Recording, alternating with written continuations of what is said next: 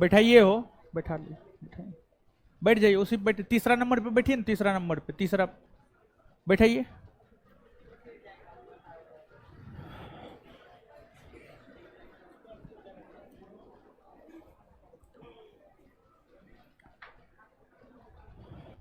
Class live कीजिए।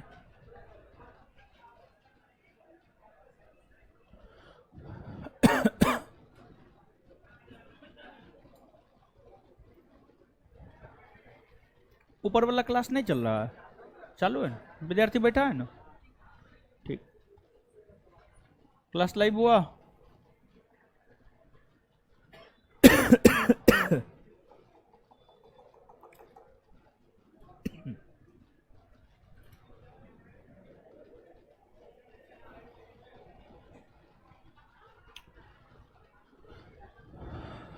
चलिए, good evening.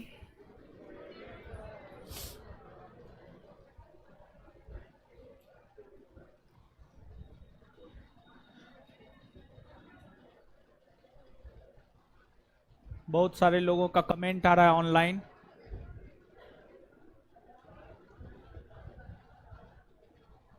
Online वाले लोग सबको गुड इवनिंग। चलिए, क्या हुआ? अच्छा, आवाज जाएगा, रुकिए ना। हेलो, तो जाएगा ना, शांत रहिएगा थोड़ा सा तब ना। ऑनलाइन वाले लोग, चलिए हो गया, अब गुड इवनिंग गुड नाइट। अब आइए पढ़िए, क्या पढ़ा रहे थे?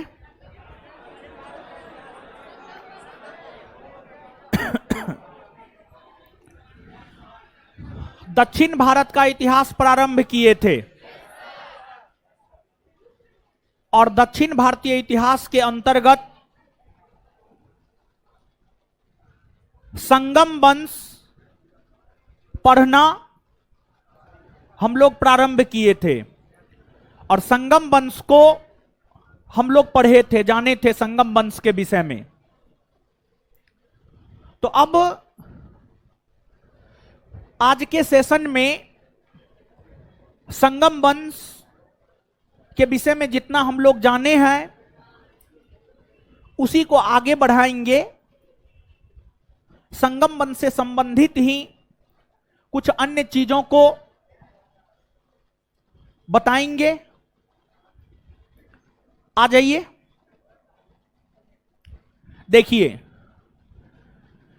आपको ये बात हम बताए हैं कि जो संगम काल है, संगम काल में 3 राजवंश, चेर, चोल और पांड्य का शासन रहा है। ये जो 3 राजवंश का शासन रहा है, अब मोबाइल बंद कीजिए हीरो, उधर मोबाइल बंद कीजिए। अब सुनिए ना, मोबाइल चलाना था तो काहे के लिए आ गए? आराम से रूम पे बैठते मोबाइल चलाते, क्या दिक्कत था? डिस्टर्ब मत कीजिए, ठीक है? दिमाग डिस्टर्ब हो जाता है। आप लोग थोड़ा बढ़िया आदमी बनिए ना, अच्छा विद्यार्थी बनिए। मतलब क्लास में मोबाइल नहीं चलाइए। बढ़िया विद्यार्थी बनने का मतलब ये हुआ, जब मोबाइल चलाना था तो क्या मतलब ही नहीं है क्लास आने का, ठीक है? सुनिए, फालतू का डिस्टर्ब कर दिए, 1 मिनट खत्म हो गया। संगम काल के अंतर्गत 3 राजवंश, चेर, चोल और पांड्य, इन 3 राजवंशों का शासन रहा है। 3 राजवंशों में सबसे प्राचीनतम राजवंश चेर वंश, सबसे शक्तिशाली राजवंश चोल वंश, और ये जो संगम काल है, संगम काल के विषय में जानकारी की अगर बात की जाए तो संगम काल के विषय में जानकारी हमें संगम साहित्य से प्राप्त होती है। संगम महाकाव्य से प्राप्त होती है। संगम महाकाव्य या तमिल महाकाव्य कहिए। संगम वंश के विषय में जानकारी का महत्वपूर्ण स्रोत तमिल महाकाव्य है। तमिल महाकाव्य के अंतर्गत आपने शिल्पादिकाराम, मणिमेखले, जीवक चिंतामणि के विषय में देखा था। पिछले क्लास में आपने जाना था। एक आध गो प्रश्न पिछला क्लास से संबंधित पूछ रहे हैं, जवाब दीजिए। शिल्पादिकाराम के रचयिता कौन है? हाँ, शिल्पादिकाराम के रचयिता इलांगे आदिगल। इलांगे मणिमेखले के रचयिता शीतले सतनार। जीवक चिंतामणि के रचयिता तिरुत्तक। जीवक चिंतामणि के रचयिता तिरुत्तक। शिल्पादिकाराम और मणिमेखले का संबंध किस धर्म से? बौद्ध धर्म से। जीवक चिंतामणि का संबंध जैन। इलियड और ओडिसी यूरोपीय महाकाव्य है। इसके रचयिता कौन है? होमर। कौन है? तमिल साहित्य का इलियड किसे कहा जाता? शिल्पादिकार। तमिल साहित्य का ओडिसी मणिमेखले। प्रथम संगम कहां हुआ था? मदुरै में ना।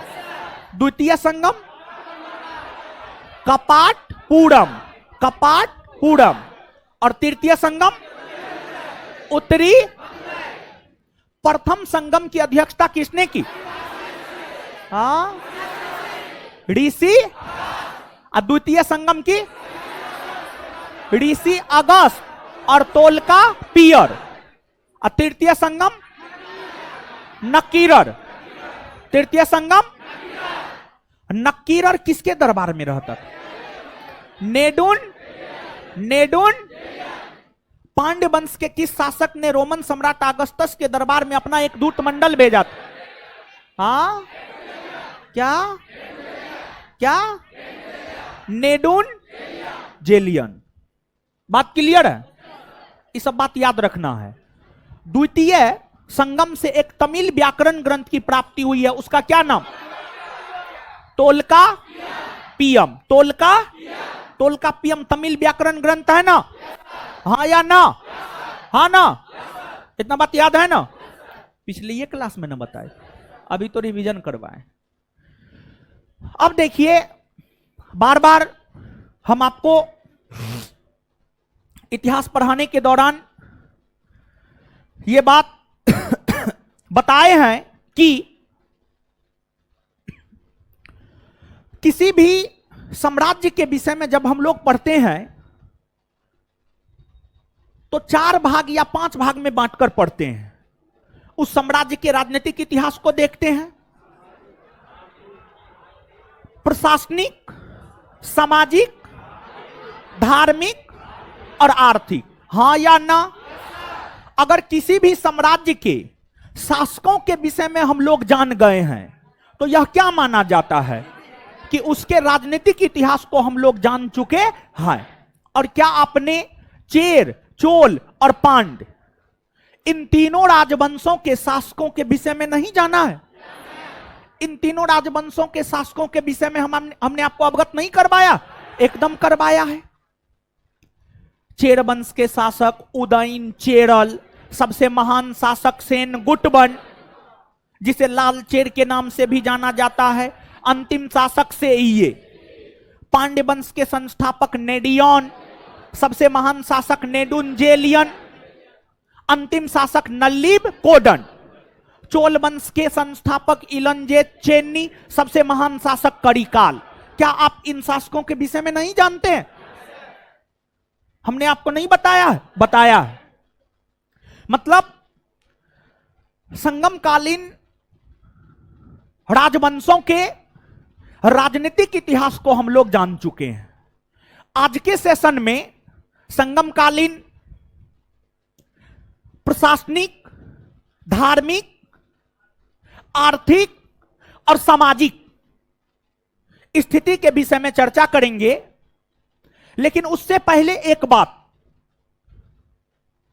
आप जानते हैं कि जो संगम काल है, संगम काल के विषय में जानकारी हमें, मुंह पर से हाथ हटाइए, मुंह पर से हाथ तोड़ देंगे।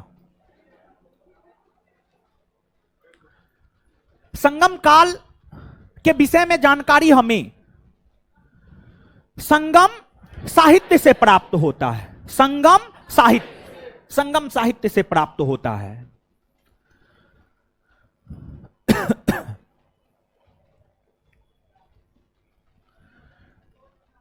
जो संगम साहित्य है, संगम साहित्य को मूलतः तीन भागों में, संगम साहित्य को मूलतः तीन भागों में वर्गीकृत किया गया है, या यूं कहे कि संगम साहित्य को मूलतः तीन वर्गों में बांटा गया है। तीन वर्गों में बांटा गया है संगम साहित्य को। जो तीन वर्गों में बांटा गया है उसमें एक है आपको पतथु पाते, पतथु पाते, और अरे सुनिए ना महाराज, सुनिए ना, ध्यान से सुनिए, नोट में है, और नोट में जो नहीं रहता वो तो हम लिखाइए ना देते हैं, नहीं लिखाते, एकदम लिखाते हैं। ध्यान से सुनिए। अब बताइए, प्राचीन भारत का इतिहास खत्म होने वाला है, अभी तक में आप लोग लाइन पे नहीं आ पाए हैं, मतलब कोई उपाय ना है।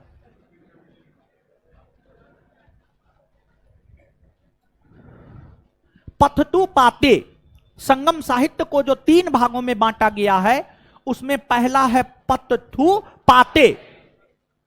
जो पतथु पाते है यह 10 छोटे कविताओं का संग्रह है।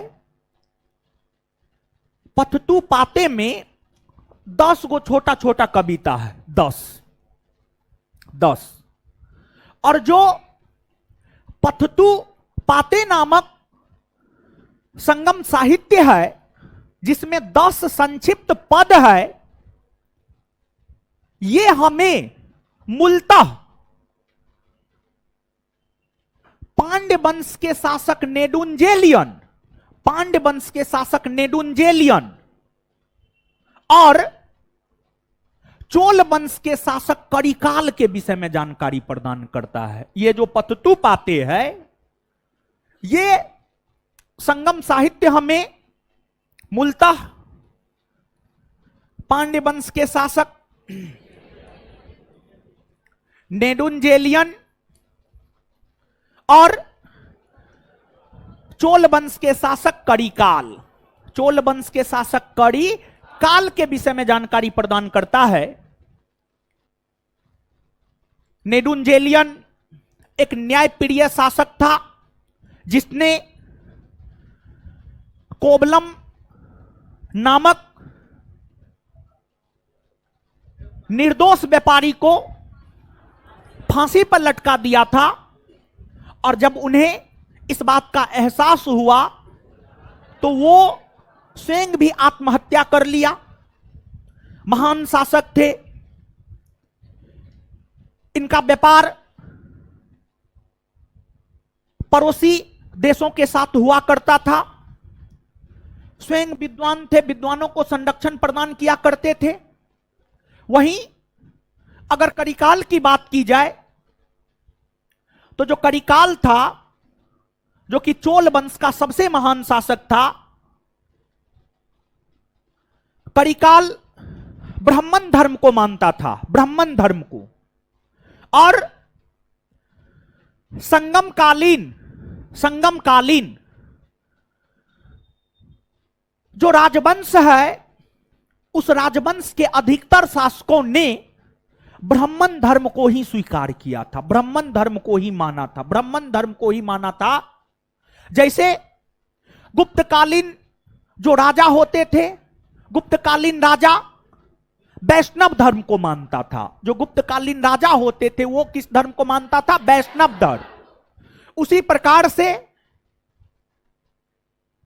जो संगम कालीन राजा होते थे वो ब्राह्मण धर्म को मानते थे। उसमें करिकाल भी ब्राह्मण धर्म को मानता था। ब्राह्मण धर्म को इन्होंने संरक्षण प्रदान किया था। करिकाल के विषय में कहा जाता है कि ये संगीत के 7 स्वरों के विशेषज्ञ थे।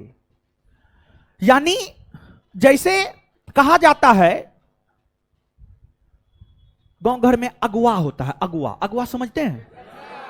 शादी ब्याह लगाता है झूठ फूस बोल करके। जैसे वो क्या कहेगा लड़का वाला, लड़की 16 गुण संपन्न रहती है, 4 गुण संपन्न। समझ गए? तो वैसे ही संगीत में मूलतः 7 स्वर है, जो कि आप जानते भी हैं, जिसकी उत्पत्ति सामवेद से हुई है। जिसकी उत्पत्ति सामवेद से हुई है। 7 स्वर के विशेषज्ञ थे करिकाल। करिकाल जो है संगीत के 7 स्वर के विशेषज्ञ थे। और यहां पर थोड़ा सा ब्राह्मणों के विषय में जान लीजिए। देखिए, आपको अगर उत्तर भारत के संदर्भ में हम लोग देखें, उत्तर भारत के इतिहास को जब हम पढ़ते हैं तो 2 भाग में बांटकर पढ़ते हैं। उत्तर भारत का इतिहास, दक्षिण भारत का इतिहास। अभी हम लोग दक्षिण भारत के इतिहास को पढ़ रहे हैं। उत्तर भारत में वैदिक सभ्यता, उत्तर भारत में वैदिक सभ्यता आपने पढ़ा है। और वैदिक सभ्यता के अंतर्गत ही या वैदिक काल में ही वर्ण व्यवस्था का प्रचलन हो चला था। और वैदिक काल में 4 वर्ण अस्तित्व में था, ब्राह्मण, क्षत्रिय, वैश्य और शूद्र। तो उत्तर भारत में जो ब्राह्मणों की उत्पत्ति हुई मानी जाती है, उत्तर भारत में ब्राह्मणों की उत्पत्ति वैदिक काल में हुई मानी जाती है। तो वहीं दक्षिण भारत में ब्राह्मणों की उत्पत्ति संगम काल में हुई मानी जाती है। दक्षिण भारत में, जैसे आप समझिएगा हम क्या बोल रहे हैं। देखिए, भारत की पहली सभ्यता हड़प्पा सभ्यता। हड़प्पा सभ्यता में वर्ण व्यवस्था का कोई प्रचलन था? नहीं था। हड़प्पा सभ्यता में वर्ण व्यवस्था का कोई प्रचलन नहीं था। भारतीय इतिहास के अंतर्गत सर्वप्रथम वर्ण व्यवस्था का प्रचलन वैदिक सभ्यता में देखने को मिलता है। और वैदिक सभ्यता में 4 वर्णों की उपस्थिति थी, ब्राह्मण, क्षत्रिय, वैश्य और शूद्र। तो उत्तर भारत में ब्राह्मणों की उत्पत्ति वैदिक काल में हुई मानी जाती है। वहीं दक्षिण भारत में ब्राह्मणों की उत्पत्ति संगम काल में हुई मानी जाती है, संगम काल।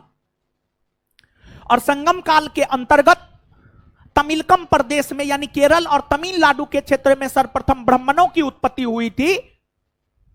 और जिस प्रकार से उत्तर भारत में 4 वर्णों में ब्राह्मण सर्वोच्च माने जाते थे, उसी प्रकार से दक्षिण भारत में भी ब्राह्मण सर्वोच्च माना जाता था। दक्षिण भारत में भी ब्राह्मण सर्वोच्च माना जाता था। और जो दक्षिण भारत के राजा होते थे, दक्षिण भारत के राजा जब अपने पदाधिकारियों की नियुक्ति करते थे तो ब्राह्मणों को ज्यादा तरजीह देते थे। राजा अपने अधिकारियों में ब्राह्मणों को जगह दिया करता था। ब्राह्मणों को, जो बड़े बड़े पदाधिकारी दक्षिण भारत के अंतर्गत राजा के आसपास होते थे, वो मूलतः ब्राह्मण ही हुआ करते थे। और संगम काल में सबसे बड़ा अपराध ब्राह्मणों की हत्या को माना जाता था। ब्राह्मणों की हत्या को सबसे बड़ा अपराध माना जाता था। और इस समय ब्राह्मणों को काफी ज्यादा छूट थी। सामान्य तौर पर ब्राह्मणों के विषय में यह कहा जाता है कि वे मांस मछली ग्रहण नहीं करते हैं। लेकिन जो संगमकालीन ब्राह्मण थे वो मांस मछली भक्षण करते थे। और मांस मछली ही भक्षण नहीं करते थे बल्कि सूरा भी पीते थे, यानी शराब भी पीते थे। लेकिन इसके बावजूद ब्राह्मणों को सबसे सर्वोच्च स्थान प्राप्त था। ब्राह्मणों को सबसे सर्वोच्च स्थान प्राप्त था। यह बात आपको पथतु पाते के संदर्भ में हुआ। पथतु पाते के बाद जो आपको दूसरा है वह है इत्थु थोके। इत्थु थोके, और जो इत्थु थोके है यह 8 संक्षिप्त पदों का संग्रह माना जाता है। 8 संक्षिप्त पदों का संग्रह माना जाता है। और जो इत्थु थोके है इससे हमें संगमकालीन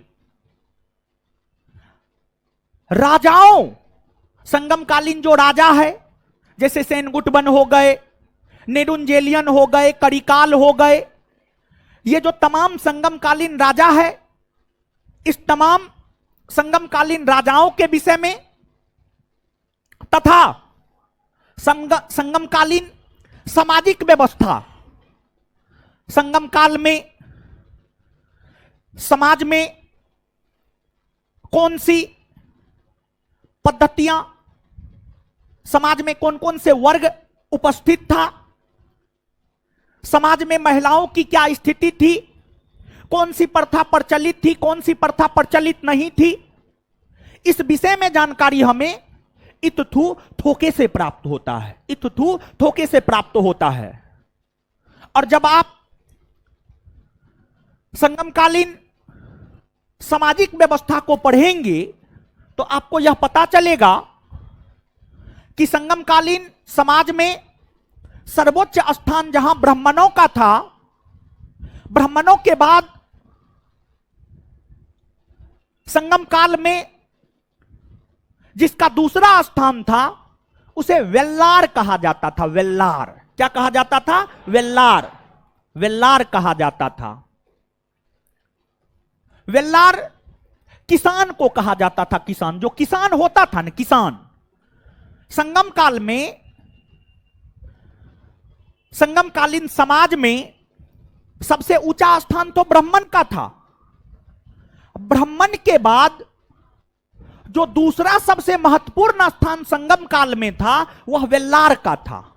और वेल्लार किसे कहा जाता था? तो वेल्लार जो है किसान को कहा जाता था। किसे कहा जाता था? किसान, किसान को कहा जाता था वेल्लार। इसके बाद वेनिगर का स्थान होता था। इसके बाद वेनिगर का स्थान होता था और वेनिगर व्यापारी को कहा जाता था। व्यापारी को जो है वेनिगर कहा जाता था। और आपको जानकर आश्चर्य होगा कि संगम काल में कृषि और उद्योग दोनों व्यवस्था, कृषि और उद्योग दोनों विकसित अवस्था में था। संगम काल में कृषि और उद्योग दोनों अपने विकसित अवस्था में था।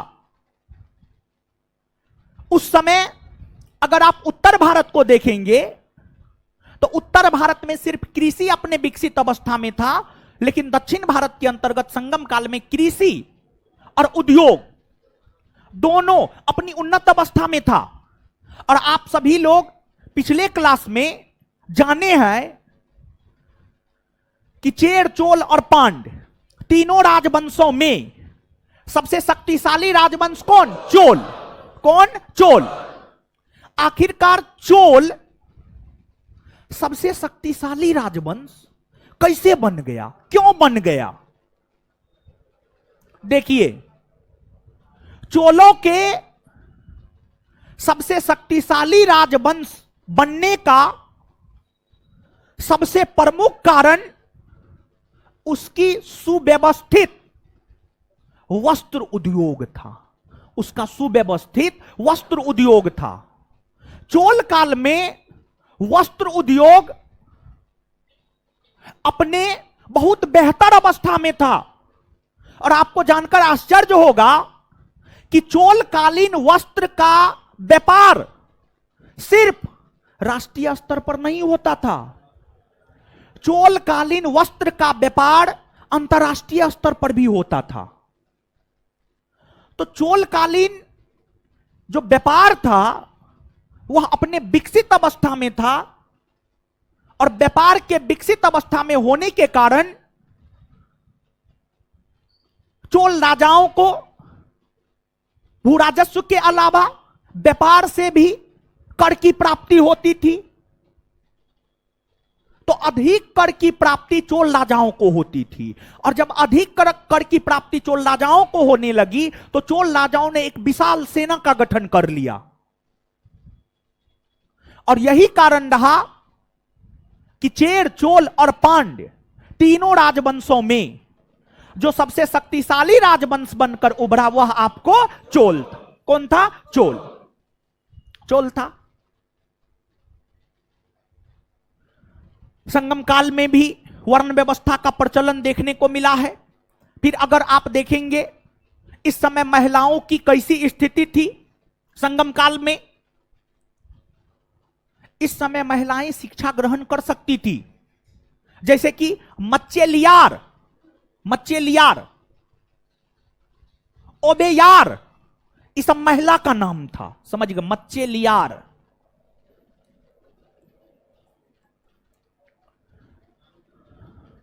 ओबेयार, ये सब संगम कालीन विदुषी महिला थी। ये सब संगम कालीन विदुषी महिला थी। जैसे वैदिक कालीन विदुषी महिला यानी विद्वान महिला में आपला, घोषा, सिक्ता, इन सभी का नाम आता है। उसी प्रकार से संगम कालीन विदुषी महिलाओं में, विद्वान महिलाओं में मच्चेलियार, ओबेयार जैसी महिलाओं का नाम आता है, जो कहीं ना कहीं इस बात की ओर इशारा करता है कि संगम काल में महिलाओं को शिक्षा प्राप्त करने का अधिकार हुआ करता था। और यह सत्य बात है कि संगम काल में महिलाएं शिक्षा ग्रहण कर सकती थी। संगम काल में महिलाएं यज्ञ कार्य में भाग ले सकती थी, लेकिन ध्यान में रहे सती प्रथा का प्रचलन था संगम काल में।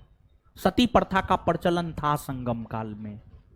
मतलब आप ये नहीं कह सकते हैं कि संगम काल में महिलाओं की स्थिति बहुत अच्छी थी ना। अच्छी थी, कुछ वैसी प्रथाएं भी प्रचलित थी जो महिलाओं का शोषण किया करता था, और कुछ वैसी भी प्रथाएं प्रचलित थी जो महिलाओं को आगे बढ़ाने का काम किया करता था। मतलब कुल मिलाकर के हम कह सकते हैं कि महिलाओं की स्थिति ठीक ठाक थी। इसके अलावे संगम काल में दास प्रथा का प्रचलन था। संगम काल में दास प्रथा का प्रचलन था। तो ये संगमकालीन सामाजिक व्यवस्था के विषय में हुआ। संगमकालीन सामाजिक व्यवस्था के विषय में जानकारी हमें इत्थुत होके देता है।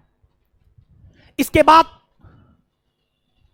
जो संगम साहित्य को 3 वर्गों में बांटा गया है, उसमें पहला तो आपने देख लिया है, पथथु पाते, दूसरा इत्थु थोके, और जो तीसरा है पदीने नकील कुनकू।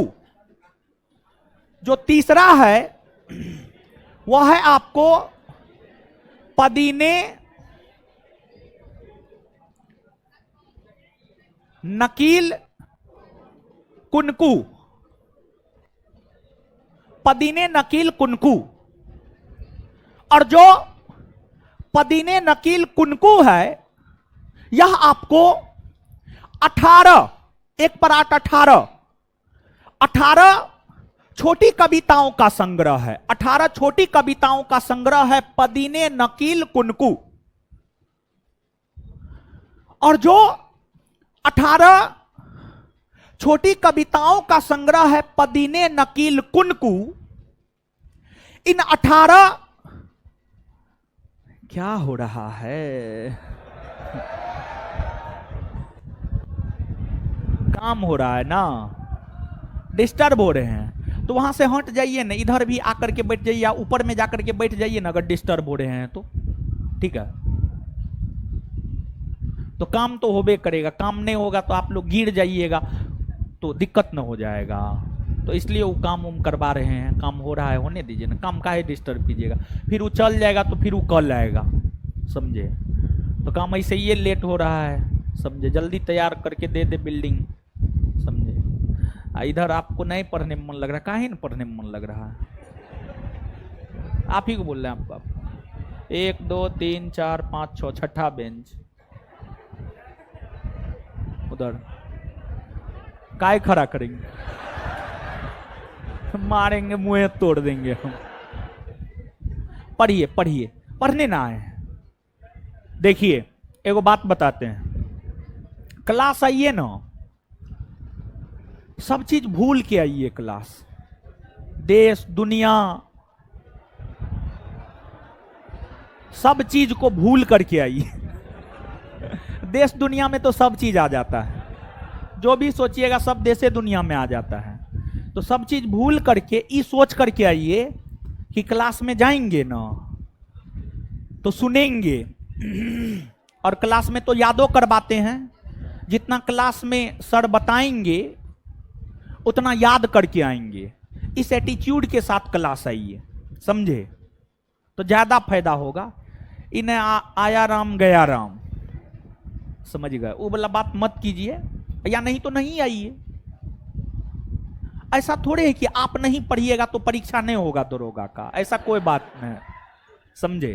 तो आपके पढ़ने या नहीं पढ़ने से कोई फर्क नहीं पड़ता है कंपटीशन पर। तो इसलिए थोड़ा सा जो है ना बढ़िया से सज धज करके आइए, बढ़िया से सज धज के आइए। मतलब हम ये नहीं बोल रहे हैं कि जो है लिपस्टिक पाउडर लगा के आइए ना, मतलब बढ़िया से रहिए क्लास में, मतलब क्लास में हमारी बातों को ही सुनिए, इधर उधर मत कीजिए। चलिए सुनिए अब।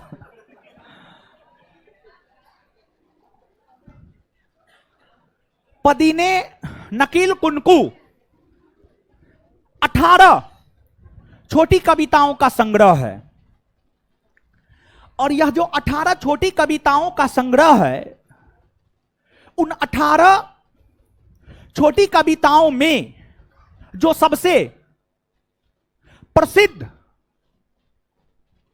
रचना है वह है तिरुवल्लुवर का तिरुकुलर या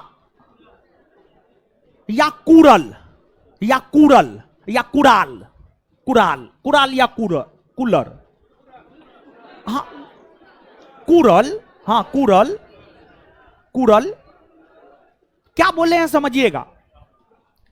पदीने नकील कुनकू जो है 18 छोटी कविताओं का संग्रह है ना हो, उन 18 छोटी कविताओं में जो सबसे प्रसिद्ध रचना है वह है तिरुवल्लुवर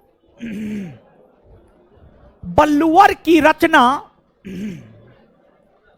कुरल, कुरल कुरल, तिरुवल्लुवर की रचना कुरल। और यह जो कुरल है, कुरल को तमिल साहित्य का बाइबिल कहा जाता है, तमिल साहित्य का बाइबिल। बाइबिल का मतलब समझते हैं, कौन धर्म का सबसे पवित्र ग्रंथ? ईसाई धर्म का सबसे पवित्र ग्रंथ क्या है? बाइबिल है ना हो। तो जो तिरुवल्लुवर की रचना कुरल है, इसे तमिल साहित्य का मौलिक ग्रंथ तथा इसे तमिल साहित्य का बाइबिल कहा जाता है, तमिल साहित्य का बाइबिल, तमिल साहित्य का बाइबिल कहा जाता है। इतना ही नहीं बल्कि कुरल को लघु वेद भी कहा जाता है, कुरल को लघु वेद यानी एक छोटा वेद की संज्ञा दी जाती है। जैसे वेद है ना, ऋग्वेद, यजुर्वेद, सामवेद, अथर्ववेद है ना वेद। वेद हमें वैदिक सभ्यता के विषय में जानकारी प्रदान करता है। उसी प्रकार से जो कुरल है इसे लघु वेद कहा जाता है, यानी छोटा वेद कहा जाता है। लघु वेद कहा जाता है यानी छोटा वेद कहा जाता है। और यह जो कूड़ल है, जैसे आगे जब प्राचीन भारतीय इतिहास खत्म हो जाएगा तो मध्यकालीन भारतीय इतिहास पढ़ाएंगे, और मध्यकालीन भारतीय इतिहास में एक मध्यकालीन साहित्य है अल बरूनी की रचना किताबुल हिंद। जब आप अल बरूनी की रचना किताबुल हिंद को पढ़ेंगे तो जो अल बरून की रचना किताबुल हिंद है वह हमें 11वीं सदी के भारत के राजनीतिक, आर्थिक, धार्मिक, सांस्कृतिक सभी चीजों के विषय में जानकारी प्रदान कर देता है। इसलिए अल बरूनी की रचना किताबुल हिंद को 11वीं सदी का दर्पण कहा जाता है। उसी प्रकार से जो तिरुवल्लुवर की रचना कूड़ल है, यह हमें संगमकालीन राजनीतिक व्यवस्था, आर्थिक व्यवस्था, धार्मिक व्यवस्था, सामाजिक व्यवस्था, सब चीज के विषय में जानकारी प्रदान कर देता है ये कूड़ल। इसलिए कूड़ल का इतना ज्यादा महत्व है। ये तो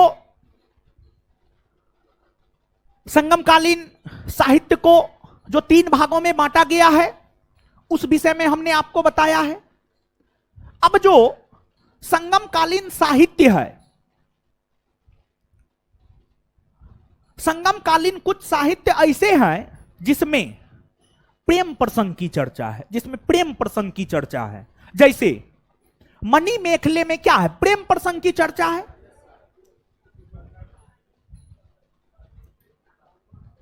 शिल्पाधिकारम में क्या है? प्रेम प्रसंग की चर्चा है। लेकिन जब आप संगमकालीन राजाओं के विषय में पढ़ेंगे तो आपको यह पता चलेगा कि संगमकालीन जो राजा था ना, युद्ध प्रिय होता था, युद्ध लड़ने में बड़ी विश्वास करता था। संगमकालीन राजा युद्ध प्रिय होता था, युद्ध लड़ने में बड़ी विश्वास करता था। तो जब संगमकालीन राजा युद्ध प्रिय होते थे और युद्ध लड़ने में विश्वास करते थे तो उस समय तो बहुतों युद्ध होता होगा।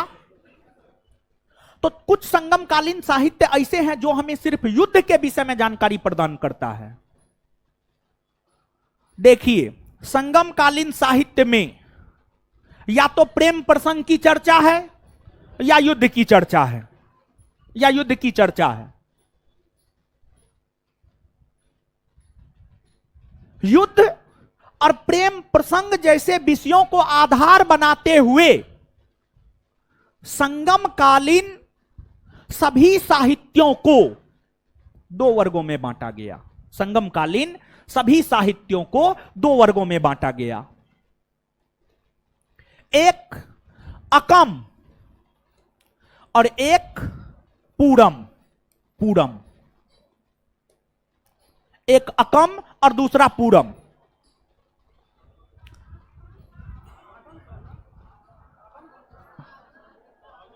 आगम, हां, आगम या अकम कह सकते, कोई दिक्कत नहीं है। आगम, एक आगम और दूसरा पूरम। तो जो आगम होता था, आगम में जो है प्रेम प्रसंग की चर्चा होती थी, प्रेम प्रसंग। और जो पूरम होता था इसमें युद्ध की चर्चा होती थी, इसमें युद्ध की चर्चा होती थी।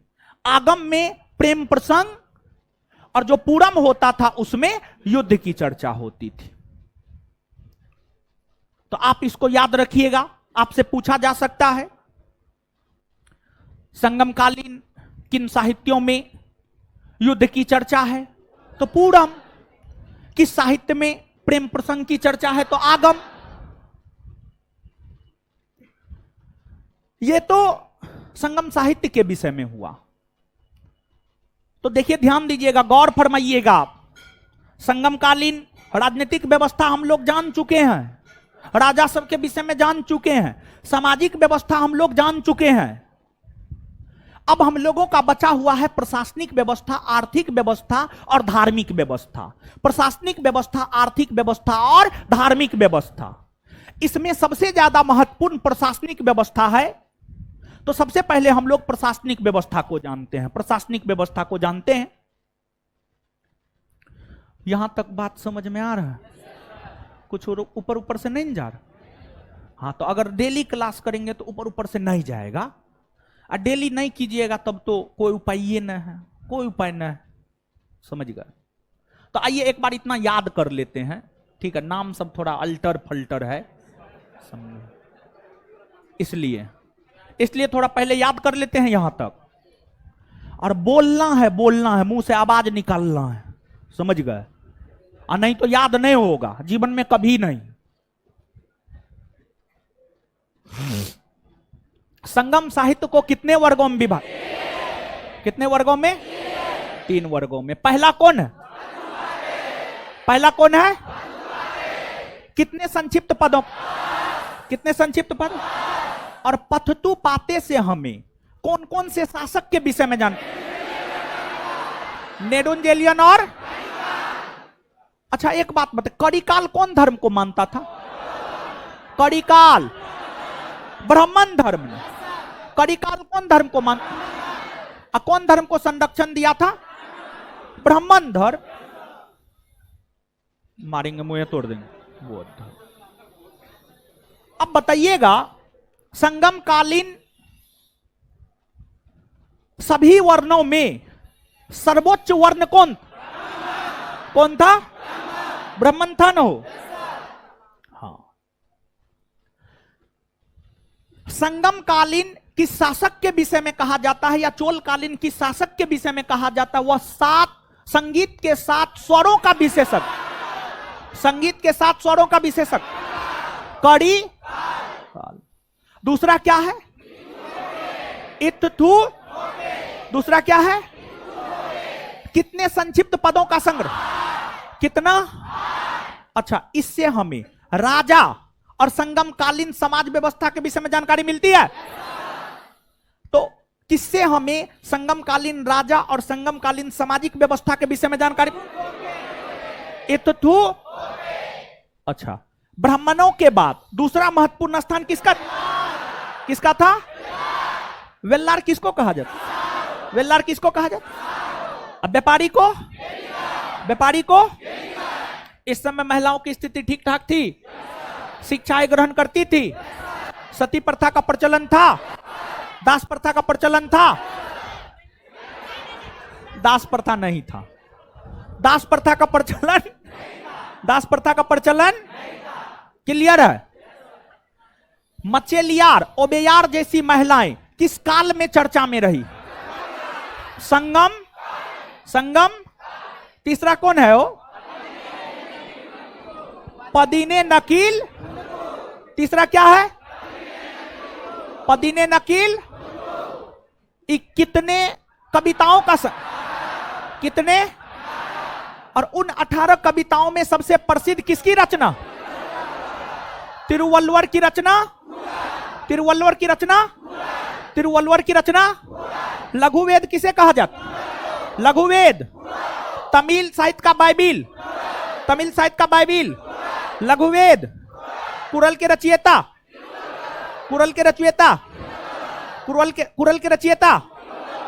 अच्छा, तमिल साहित्य को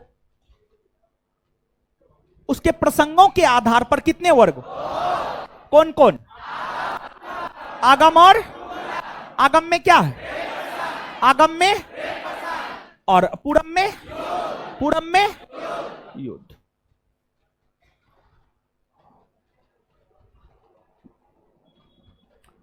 अब प्रशासन,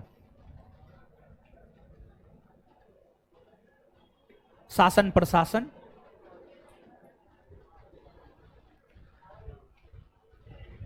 देखिए, ध्यान दीजिए। अब आपको जो है,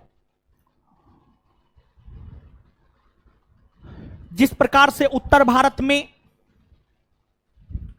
मौर्य काल में या गुप्त काल में राजतंत्रात्मक एवं वंशानुगत शासन प्रणाली का प्रचलन देखने को मिला है, उसी प्रकार से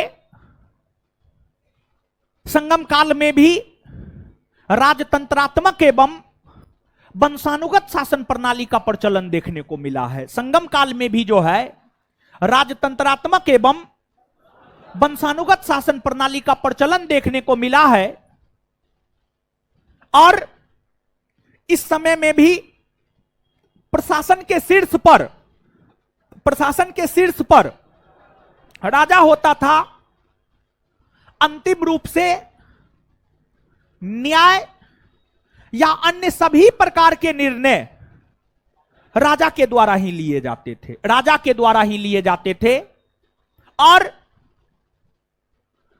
जिस प्रकार से गुप्त काल या मौर्य काल में राजाओं को सलाह एवं सहयोग देने के लिए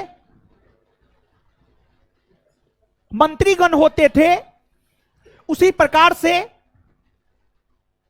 संगम काल में भी राजाओं को सलाह एवं सहयोग देने के लिए मंत्रीगण हुआ करते थे।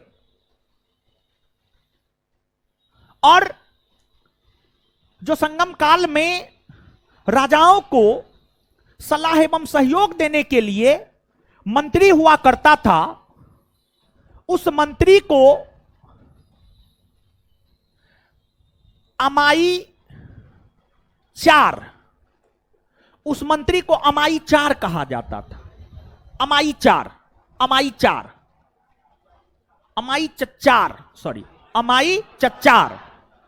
चच्चार कहा जाता था। और देखिए, ध्यान दीजिएगा, राजतंत्रात्मक एवं वंशानुगत शासन प्रणाली का प्रचलन था, लेकिन इसके बावजूद राजा तानाशाह नहीं हो सकता था, राजा निरंकुश नहीं हो सकता था। राजा निरंकुश ना हो, इसको लेकर 5 समिति का गठन किया गया था। राजा निरंकुश ना हो, इसको लेकर 5 समिति का गठन किया गया था। और जो 5 समिति का गठन किया गया था, उसमें एक मंत्री होता था, दूसरा पुरोहित होता था, तीसरा सेनापति होता था, चौथा राजदूत होता था, और पांचवा गुप्तचर होता था। राजा निरंकुश ना हो, राजा तानाशाह ना हो, राजा अपनी मनमानी ना करे।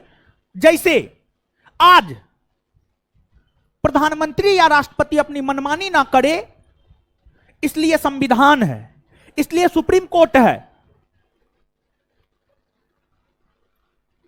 उसी प्रकार से संगम काल में ये 5 महत्वपूर्ण पद होते थे, ये 5 महत्वपूर्ण समितियां होती थी जो राजा पर अंकुश लगाता था। जैसे प्रधानमंत्री पर अंकुश सुप्रीम कोर्ट, प्रधानमंत्री पर अंकुश संविधान लगाता है, प्रधानमंत्री पर अंकुश लोकसभा राज्यसभा लगाता है। उसी प्रकार से राजा पर अंकुश लगाने का काम ये 5 पदाधिकारियों के द्वारा की जाती थी, जिसे समिति भी माना जाता है, ऐसे पदाधिकारी ही मान करके चला जाएगा। और संगम काल में मंत्री को तो आपने देख लिया, अमाई चच्चार कहा जाता था। पुरोहित को पुरोहित को जो है पुरोहितयार कहा जाता था, पुरोहितयार। सेनापति को सेनापतियार, राजदूत को दूतार, गुप्तचर को ओरार, गुप्तचर को ओरार कहा जाता था। ओरार, रा उपरेप रो, ओरार कहा जाता था संगम काल में। ऐसे अगर आप गुप्तचर को देखेंगे तो अलग अलग कालखंड में गुप्तचर को अलग अलग नाम दिया गया है। जैसे गुप्तचर को संस्था और संचार भी कहा गया है, गुप्तचर को बरीद भी कहा गया है, बरीद मुबालिक भी कहा गया है। तो संगम काल में गुप्तचार को ओ रार कहा जाता था, ओ रार कहा जाता था। और यहीं पर आप एक बात और जान लीजिए कि जो संगमकालीन राजा होते थे, संगमकालीन राजा को राजा नहीं कहा जाता था, बल्कि संगमकालीन राजाओं के लिए संगम साहित्य में कौन, को और मन्नत शब्द आता था। कौन, को और मन्नत। संगमकालीन जो राजा होते थे, राजा के लिए संगम साहित्य में कौन, को और मन्नत, कौन को और मन्नत शब्द आता था, मन्नत शब्द आता था राजा के लिए, राजा के लिए। शाहरुख खान की बिल्डिंग का क्या नाम? अच्छा, ये सब कितना याद रहता है।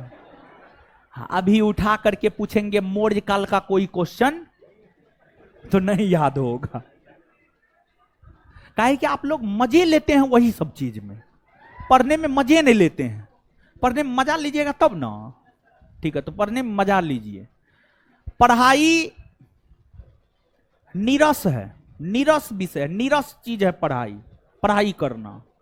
लेकिन नीरस होने के बावजूद भी आपको पढ़ना पड़ेगा। अगर पढ़ाई में भी मजा आता तो सब ना पढ़ के नौकरी कर लेता, ये नहीं समझते हैं। तो अब यहां पर समझिएगा, ये तो हमने आपको बताया। हाय, हाँ, तो आप लोग का ध्यान तो गलत चीज पर रहबे करेगा। जानते हैं आजकल के मानव का दिमाग जो है ना दूषित हो गया है, ठीक है, पॉल्यूटेड हो गया है। मतलब हर चीज पर वो निगेटिव ही सोचेगा, समझ गए? द्व्यर्थी मीनिंग लगाएगा। शांति शांति शांति।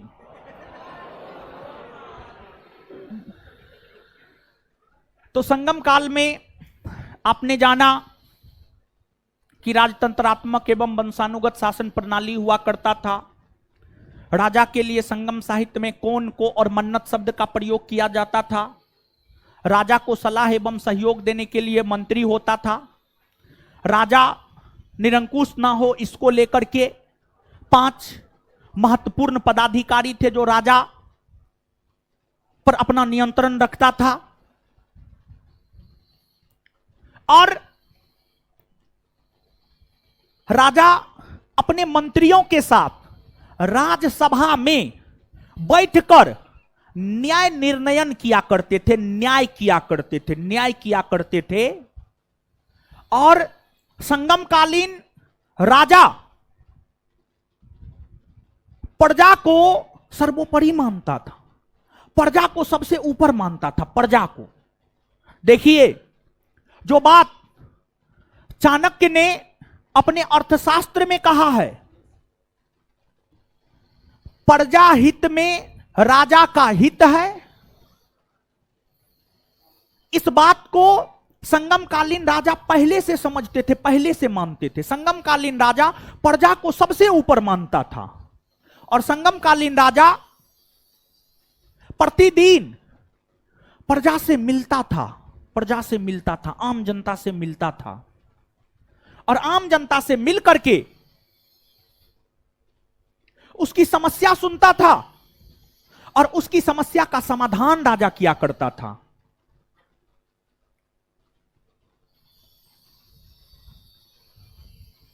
और राजा प्रजा से राजसभा में मिला करता था और राजा प्रजा से जो राजसभा में मिला करता था उस राजसभा को आलबे कहा जाता था, आलबे। उस राजसभा को क्या कहा जाता था? आलबे। आलवे कहा जाता था, उस राज्यसभा को आलवे कहा जाता था, आलवे।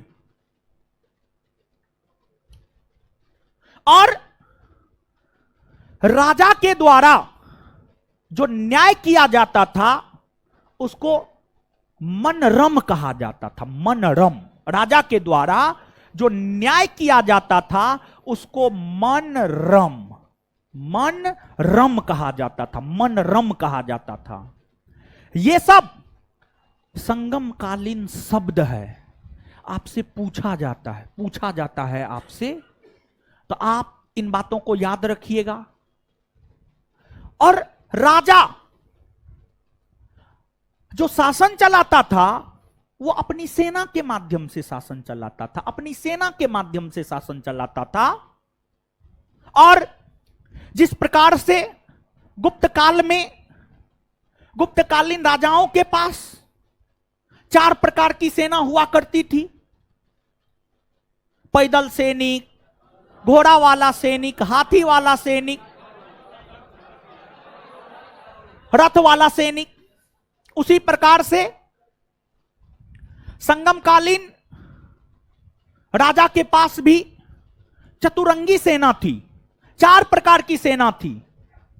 पैदल सैनिक भी था, रथ वाला सैनिक भी था, घोड़ा वाला सैनिक भी था, और अश्व सेना, और गज सेना भी था, यानी हाथी वाला सेना भी था। मतलब संगमकालीन राजाओं के पास भी सभी प्रकार की सेना मौजूद थी, सभी प्रकार की सेना जो है आपको मौजूद थी। तो राजा अपने पदाधिकारी तथा अपनी सेना के मदद से शासन प्रशासन चलाने का काम किया करते थे। और राजा अपना बॉडीगार्ड महिला सैनिकों को नियुक्त करता था, महिला सैनिक। संगम काल में देखिए, पुरुषों की तुलना में महिला थोड़ा ज्यादा वफादार होता है, होती है, होता नहीं है, होती है। ऐसा मेरा मानना नहीं है, ऐसा संगमकालीन राजाओं का मानना था कि महिलाएं ज्यादा वफादार होती है, ऐसा संगमकालीन राजाओं का मानना था। और हमको भी लगता है होती है, लेकिन आपसे वास्तविक तौर पर होना चाहिए तब, समझे। अब अगर वो आपको ऐसे ही इंटरटेनमेंट कर रही है, ऐसे इंटरटेन कर रही है, तब तो कोई बात नहीं। लेकिन अगर सच में है दोनों तरफ से, तब वफादार निकलेगी, हमको ऐसा लगता है, समझ गए।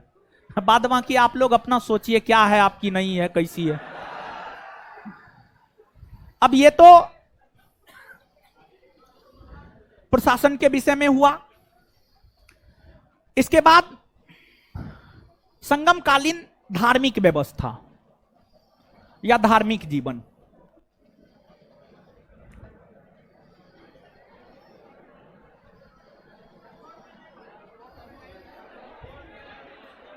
है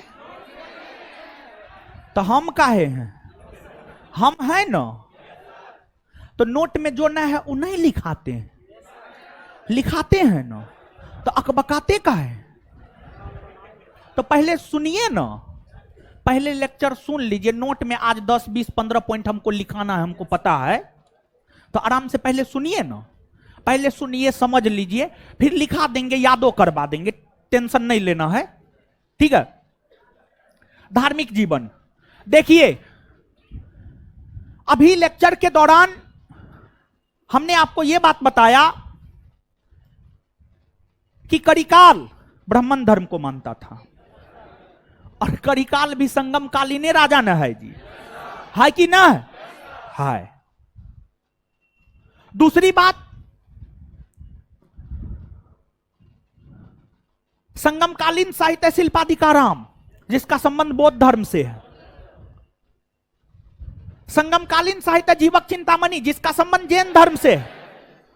मतलब ये तीनों बात क्या स्पष्ट करता है कि संगम काल में ब्राह्मण धर्म, बौद्ध धर्म, जैन धर्म, तीनों धर्म को मान्यता प्राप्त था। तीनों धर्म को मानने वाले लोग थे संगम काल में। लेकिन इन तीन धर्मों में जिस धर्म का सबसे ज्यादा विकास हुआ था, जिस धर्म को सबसे ज्यादा संगमकालीन राजा ने माना था, वह ब्राह्मण धर्म था। कौन धर्म था? ब्राह्मण धर्म था। दूसरी बात, जैसे उत्तर भारत में बहुदेववाद का प्रचलन हड़प्पा सभ्यता से लेकर आज तक आपको देखने को मिलेगा। हड़प्पा सभ्यता में भी बहुदेववाद का प्रचलन था और आज भी बहुदेववाद का प्रचलन है। और बहुदेववाद समझते हैं? और नहीं समझते हैं तो हम बतेबो नहीं करेंगे। एक से अधिक देवी देवता की पूजा कर। जिस प्रकार से उत्तर भारत में बहुदेववाद का प्रचलन हुआ करता था, उसी प्रकार से संगम काल में भी बहुदेववाद का प्रचलन हुआ करता था। संगम काल में भी जो है बहुदेववाद का प्रचलन हुआ करता था। बहुदेववाद का प्रचलन संगमकालीन लोग मुरुगन की पूजा किया करते थे, इंद्र की पूजा किया करते थे, वरुण की पूजा किया करते थे, दुर्गा की पूजा किया करते थे।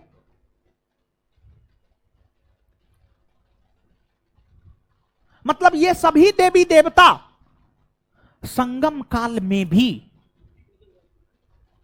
अस्तित्व में था। इन देवी देवताओं में संगमकालीन जो सबसे प्राचीन देवता माना जाता है वह मुरुगन को माना जाता है। मुरुगन संगमकालीन जो सबसे प्राचीन देवता है वह है आपको मुरुगन।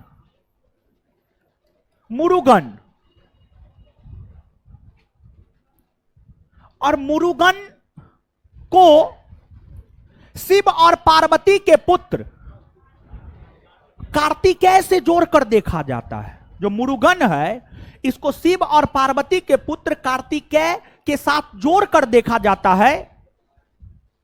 मुरुगन का प्रतीक मुर्गा था। मुर्गा कुक्कुट कहिए या मुर्गा कहिए, दोनों एक ही बात है। मुरुगन का प्रतीक जो है मुर्गा था। वही इसका जो अस्त्र था बर्छा।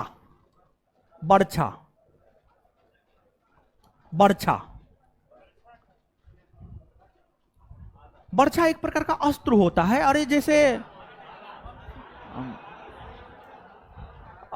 तलवार सब नहीं देखे हैं, भाला नहीं देखे हैं? हाँ वही भाला, समझ गए। तो सबसे प्राचीन देवता मुरुगन थे। वहीं जो संगम काल में चेर चोल पांड और तीनों राज तो समुद्र तटे पर न बसा हुआ है। हाँ, और समुद्र तट पर बसे होने के कारण संगमकालीन लोगों का एक व्यवसाय मछली पालन करना भी था।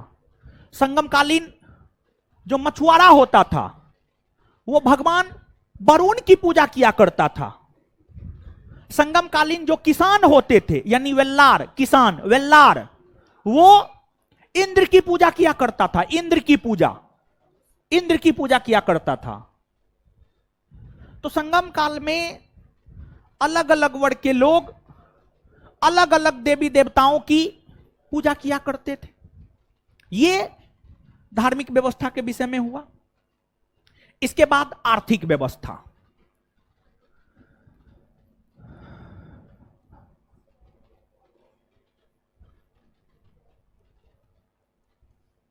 देखिए, संगम काल में कृषि और उद्योग दोनों अच्छी अवस्था में था, सुविकसित अवस्था में था। कृषि के अंतर्गत भू राजस्व लिए जाते थे, जो किसान कृषि करते थे उनसे भू राजस्व लिया जाता था। और संगम काल में भू राजस्व की दर उत्पादन का 1/6 भाग हुआ करता था। भू राजस्व की दर उत्पादन का 1/6 भाग हुआ करता था। और संगम काल में जो भू राजस्व लिया जाता था वो नगद भी लिया जाता था और अनाज भी लिया जाता था, अनाज के तौर पर भी लिया जाता था। इसके अलावे उद्योग की अच्छी व्यवस्था में होने के कारण अंतर्राष्ट्रीय व्यापार संगम काल के दौरान देखने को मिले हैं। जैसे कि आप सभी लोग जानते हैं, चेरों का प्रसिद्ध बंदरगाह नगर मुजरिस्टोंडी, पांड्यों का प्रसिद्ध बंदरगाह नगर कोकई,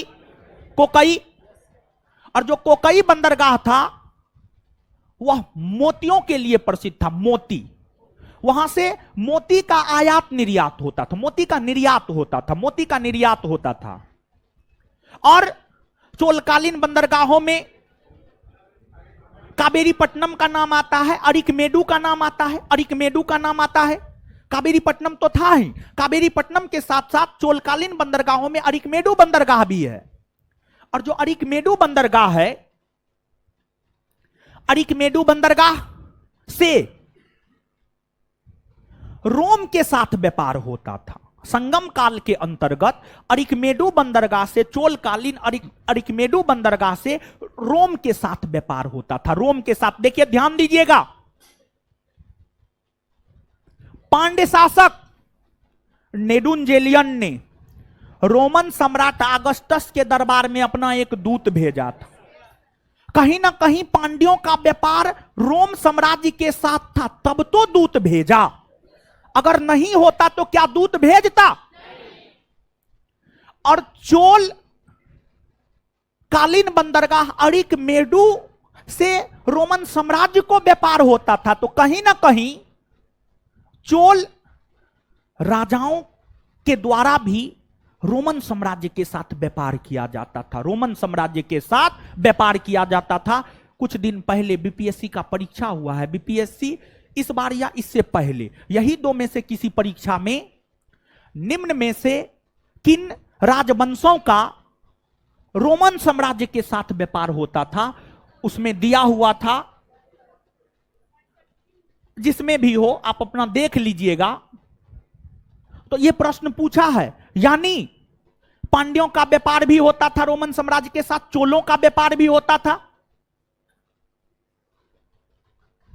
और जैसे हड़प्पा काल में आप याद कीजिए, हड़प्पा काल में व्यापार, जो अंतरराष्ट्रीय व्यापार होता था वह वस्तु विनिमय प्रणाली के आधार पर होता था। वस्तु विनिमय प्रणाली हम आपको समझाए हुए हैं। हड़प्पा काल में व्यापार वस्तु विनिमय प्रणाली के आधार पर होता था। उसी प्रकार से संगम काल में भी जो व्यापार होता था वह वस्तु विनिमय प्रणाली के आधार पर ही होता था। विशेष तौर पर अंतरराष्ट्रीय व्यापार वस्तु विनिमय प्रणाली के आधार पर होता था। यही संगम काल के विषय में हुआ। और भी कुछ चीजें हैं, जैसे संगम काल के लोग समय ज्ञात करने के लिए जल घड़ी का प्रयोग करते थे।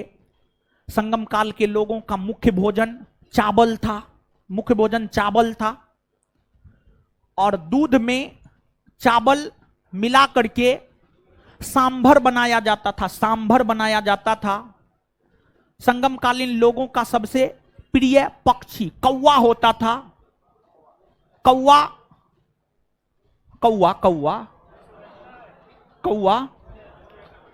जो कि दिशा के विषय में भी जानकारी देता था, ऐसा संगमकालीन लोगों का मानना था। और अतिथियों के आगमन की सूचना भी कौवा देता था। यानी अभी भी माना जाता है कि अगर आपके दरवाजे पर आकर के कौवा कौ कौ करे तो समझ जाता है कि कोई आने वाला है। समझ गए?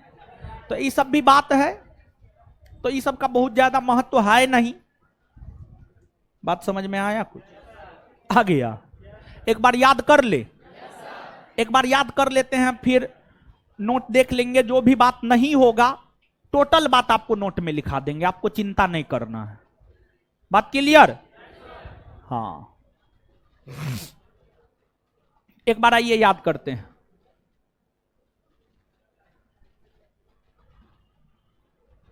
यहां तक तो याद कर न लिए थे, यहां से ना। चलिए, संगम काल में कैसा शासन था हो? राजतंत्रात्मक एवं वंशानु, राजतंत्रात्मक एवं वंशा। संगम काल में कैसा शासन? राजतंत्रात्मक एवं। बात क्लियर है? प्रशासन के शीर्ष पर कौन होता? हाँ, राजा होता था ना जी। क्या संगम साहित्य में राजा को राजा कहा जाता? नहीं। संगम साहित्य में राजा को क्या कहा जाता? संगम साहित्य में राजा को क्या कहा जाता? संगम साहित्य में राजा को क्या कहा जाता? कौन को? और अच्छा, राजा को सलाह देने के लिए मंत्री होता था। मंत्री को क्या कहा जाता? मंत्री को पुरोहित को सेनापति को राजदूत को गुप्तचर को संगमकालीन संगमकालीन राजसभा को राजा के द्वारा जो न्याय किए जाते थे, संगमकालीन राजाओं के लिए सर्वोपरि कौन था? प्रजा। संगमकालीन राजाओं के लिए सर्वोपरि कौन? संगमकालीन राजा युद्ध प्रिय थे। और युद्ध में जो सैनिक शहीद हो जाता था ना, उसके लिए पत्थर का स्मारक बनाया जाता था, उसका मूर्ति बनाया जाता था। समझ गए? तो संगम काल में जो सैनिक शहीद हो जाते थे, उनका मूर्ति बनाया जाता था, पत्थर का उनका मूर्ति बनाया जाता था। क्लियर है? इसके बाद संगमकालीन जो लोग थे वो एकेश्वरवादी थे या बहुदेववाद? संगमकालीन सबसे प्राचीनतम देवता, इनका प्रतीक अस्त्र। क्या संगमकालीन लोग वरुण, इंद्र, देवी दुर्गा की पूजा किया करते थे? हाँ या ना? चलिए, संगमकालीन संगम काल में भूराजस्व की दर कितना? भूराजस्व नगद लिया जाता था या अनाज, या दोनों रूप में ना। अच्छा, व्यापार होता था ना? पांड्य शासकों का व्यापार रोमन साम्राज्य के साथ होता था। अचोल का अरिकमेडु बंदरगाह किस साम्राज्य? चोलों का व्यापार अरिकमेडु बंदरगाह से कौन साम्राज्य के साथ? और अरिकमेडु में जो है एक रोमन बस्ती मिला है। अरिकमेडु में क्या मिला? रोमन। बात क्लियर हुआ? अब क्या करना है?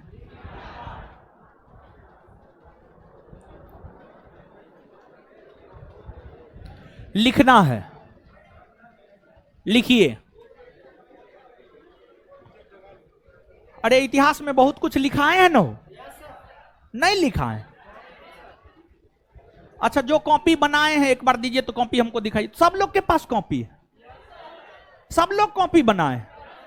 इतिहास का कॉपी अलग से कौन कौन बनाए? हाथ खड़ा कीजिए।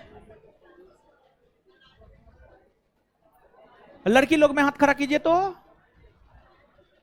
बनाए थे तो क्या हुआ? जिनके पास पूरा कॉपी बना हुआ है एक बार दिखाइए तो।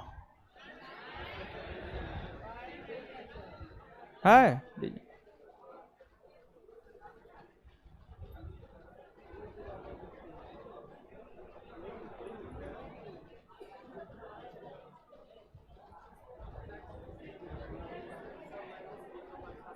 ये तो आप कैसे ने लिखे हैं वो? कहाँ है? इतने लिखाए हैं। और ज्यादा नहीं लिखा है? अच्छा, और ज्यादा नहीं लिखा है, लेकिन लिखाए हैं ना। चलिए लिखिए संगम काल। नोट में जो है वो है, नोट के अलावे संगम काल में जो लिखना है वो लिखिए फटाक से लिखिए। कॉपी लेके नहीं आते हैं हीरो? ए हीरो, पेज फाड़ करके लिखते हैं, मुंह तो तोड़ देंगे हम। लिखना शुरू कीजिए सब लोग।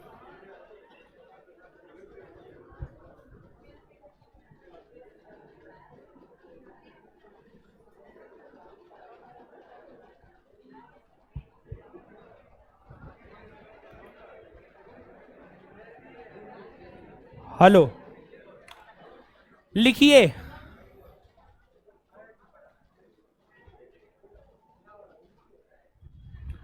संगम काल में लिखिए। जो ई वाला बात बताए हैं,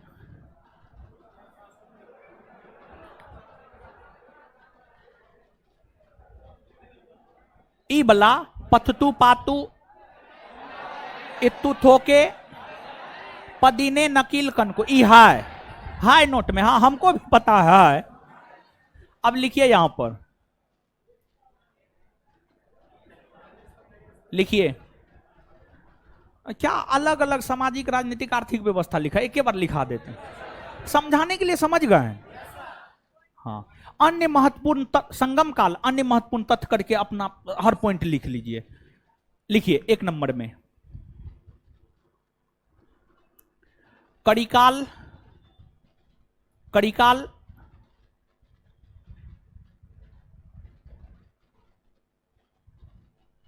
संगीत के सातों स्वरों का विशेषज्ञ था। कड़ीकाल संगीत के सातों स्वरों का विशेषज्ञ था। कड़ीकाल संगीत के सातों स्वरों का विशेषज्ञ था।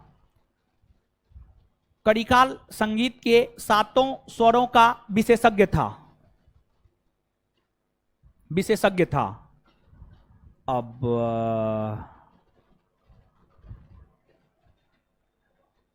उसी में वे उसी लाइन में वे ब्राह्मण धर्म के अनुयायी थे। वे ब्राह्मण धर्म के अनुयायी थे।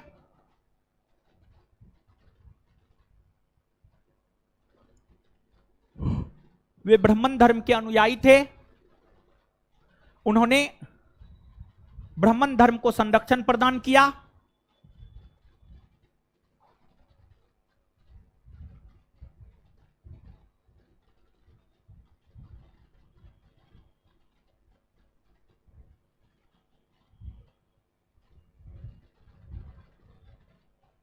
उन्होंने ब्राह्मण धर्म को संरक्षण प्रदान किया।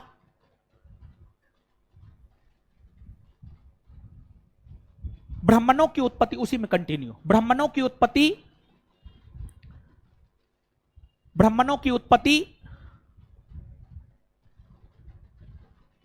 तमिलकम प्रदेश में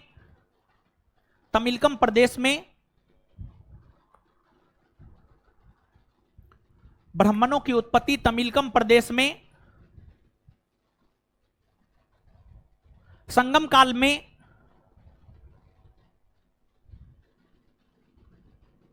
हुई मानी जाती है।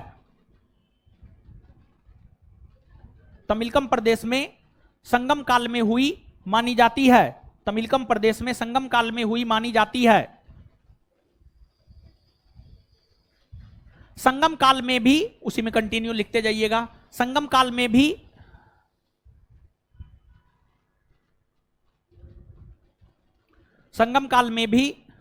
वर्ण व्यवस्था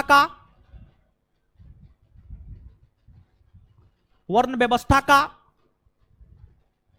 प्रचलन देखने को मिलता है।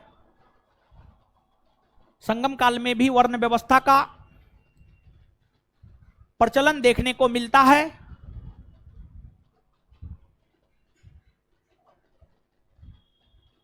सभी वर्णों में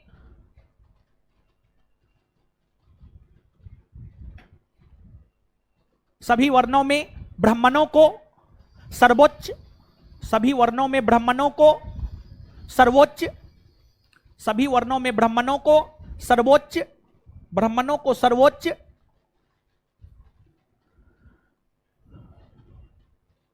माना जाता था।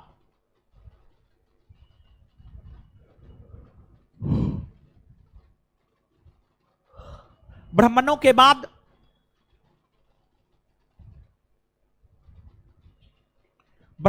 बाद वेल्लार का स्थान था। ब्राह्मणों के बाद वेल्लार का स्थान था। वेल्लार, ब्राह्मणों के बाद वेल्लार का स्थान था। बोर्ड पे लिखा हुआ है, वेल्लार का स्थान था। संगम काल में कृषक यानी किसान को वेल्लार कहा जाता था। संगम काल में कृषक, संगम काल में कृषक यानी किसान को वेल्लार कहा जाता था।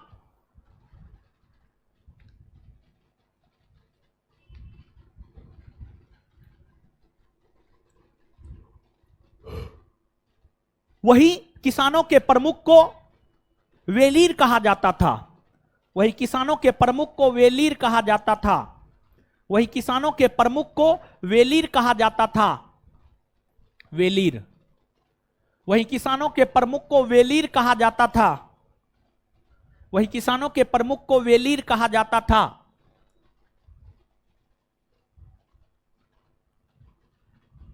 व्यापारी को वेनिगर कहा जाता था। व्यापारी को वेनिगर कहा जाता था। व्यापारी को वेनिगर कहा जाता था।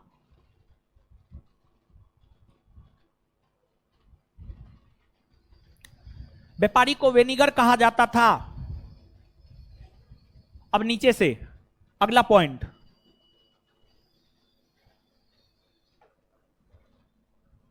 मच्चेलियार और ओबेयार, बोर्ड पे लिखा हुआ है।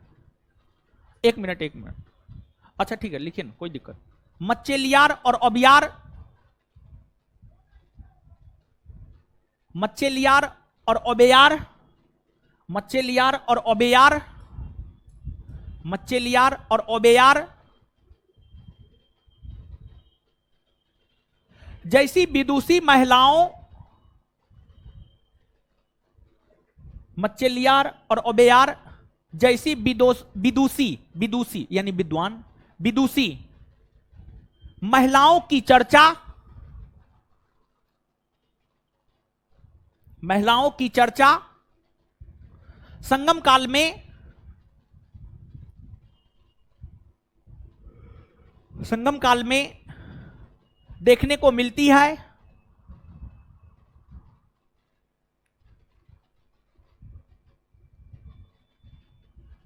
जिससे यह स्पष्ट होता है कि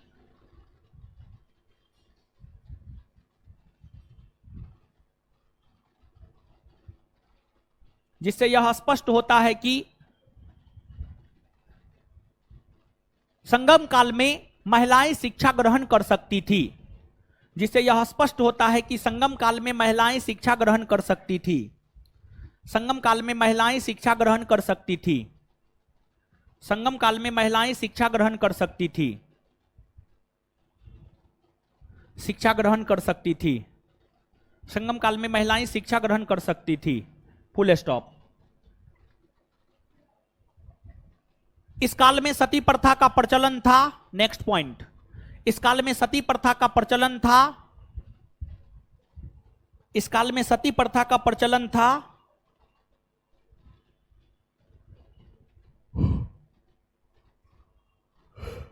इस काल में सती प्रथा का प्रचलन था, तो वहीं दास प्रथा का प्रचलन नहीं था।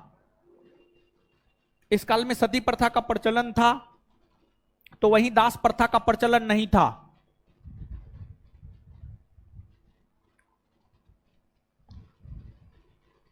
देखिए, इसके बाद एगो चीज नोट में देखिएगा, तो कुरल को तमिल साहित्य का बाइबिल और लघुवेद कहा जाए। दोनों बात है ना, लघुवेद वाला भी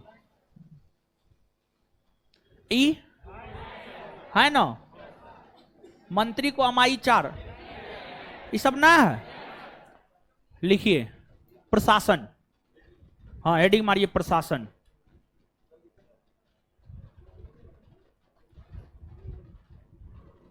प्रशासन लिखिएगा। संगम काल में,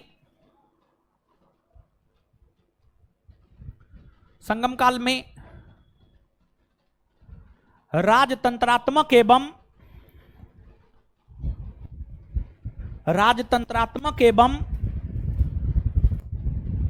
कॉपी लेके के आएगा संगम काल में राजतंत्रात्मक एवं वंशानुगत शासन प्रणाली का प्रचलन एकदम ने आप लोग बात मानते हैं, देख रहे हैं आप लोग का कॉपी नहीं लेके आता है कोई नहीं, कैसे होगा, कैसे कृपा आएगा? हाँ, कृपा इसे आ जाता है। आज से पूरा मुंह तकिया करके सोना शुरू कीजिए, देखिए कृपा आना शुरू हो जाएगा। अंतिम में हम बाबा बनेंगे, 40 बरस के बाद पढ़ाना छोड़ देंगे, ठीक है, तब बाबा बनेंगे।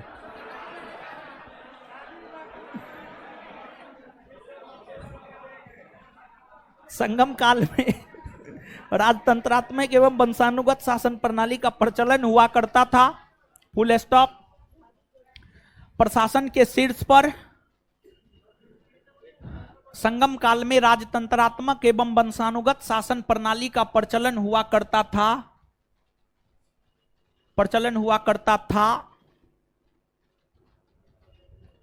इस समय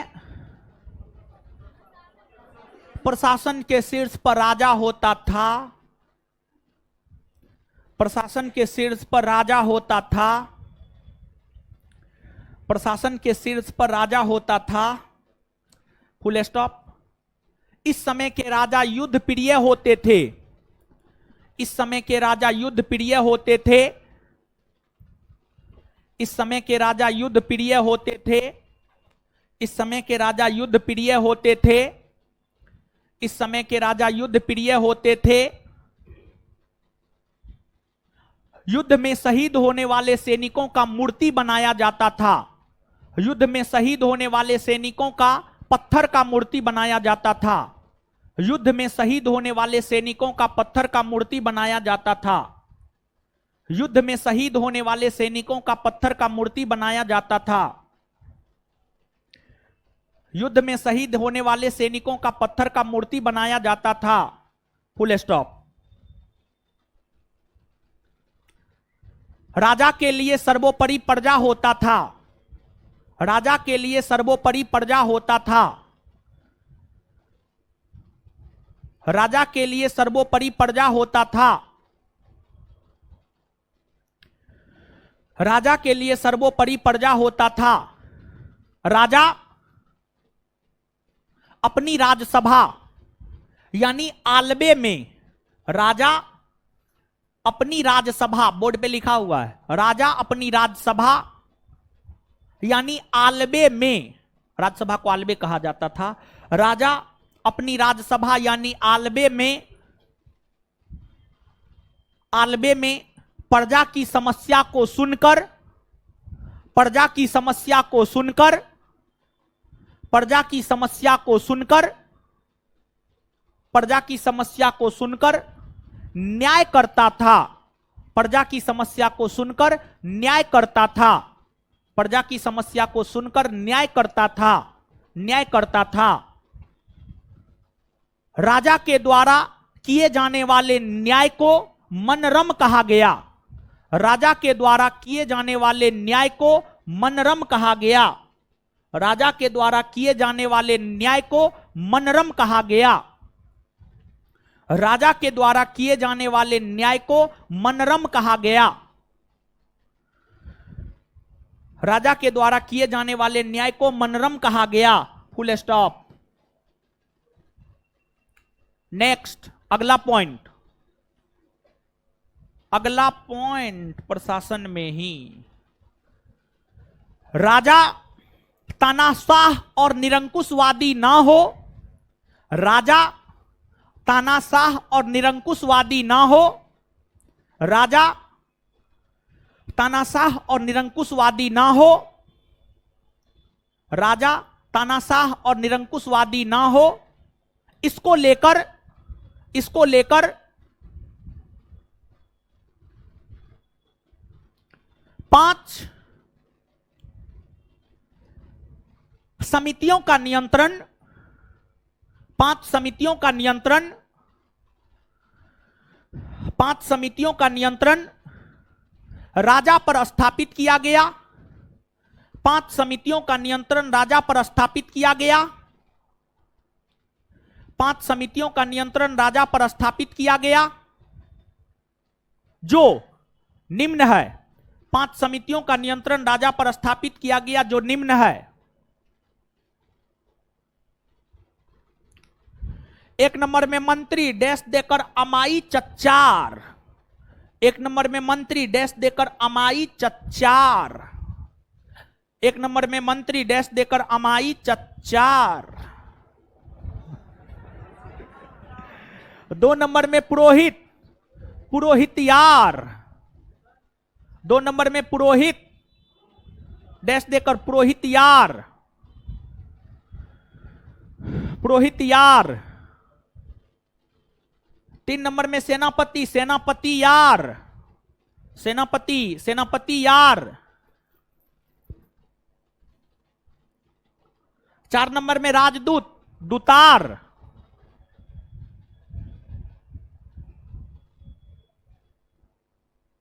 'पुरोहित यार, सेनापति यार, राजदूत दूतार, गुप्तचर और रार। गुप्तचर और रार।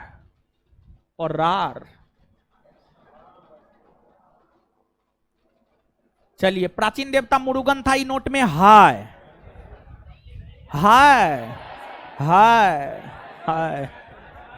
सबसे लास्ट में होगा, सेकेंड लास्ट पॉइंट होगा मेरे ख्याल से। देखिए है, एकदम है, लेकिन नीचे से लिखिएगा। मुरुगन का प्रतीक चिन्ह मुर्गा यानी कुक्कुट। नीचे से अगला पॉइंट स्टार मार के, मुरुगन का प्रतीक चिन्ह मुर्गा, कॉस्ट में कुक्कुट है। तोरी की गलती हो गया।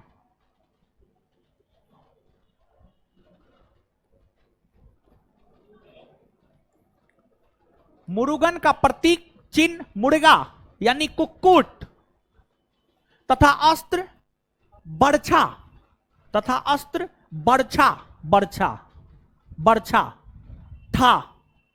अस्त्र बर्छा था।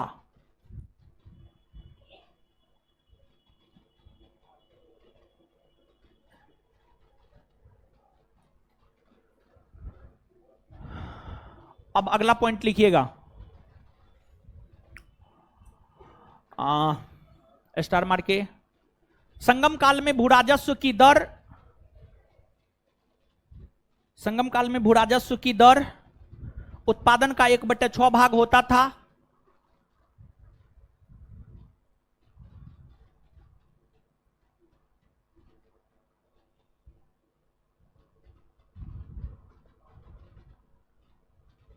संगम काल में भूराजस्व की दर उत्पादन का 1/6 भाग होता था। इस समय अनाज और नगद दोनों रूप में कर लिया जाता था। इस समय अनाज और नगद दोनों रूप में कर लिया जाता था। इस समय अनाज और नगद दोनों रूप में कर लिया जाता था। अनाज और नगद दोनों रूप में कर लिया जाता था।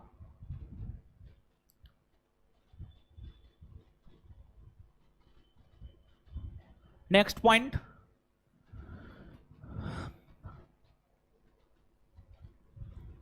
संगमकालीन राजाओं के पास चतुरंगी सेना थी। नेक्स्ट पॉइंट, संगमकालीन राजाओं के पास चतुरंगी सेना थी। संगमकालीन राजाओं के पास चतुरंगी सेना थी। संगमकालीन राजाओं के पास चतुरंगी सेना थी, जिसमें पैदल सैनिक,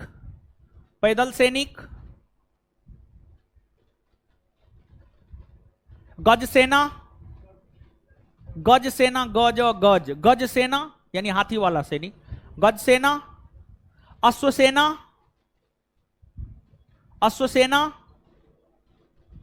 और रथ सेना, अश्वसेना और रथ सेना शामिल था, अश्वसेना और रथ सेना शामिल था। नेक्स्ट पॉइंट, संगम काल में लोगों का मुख्य भोजन चावल था। संगम काल में लोगों का मुख्य भोजन चावल था। संगम काल में लोगों का मुख्य भोजन चावल था।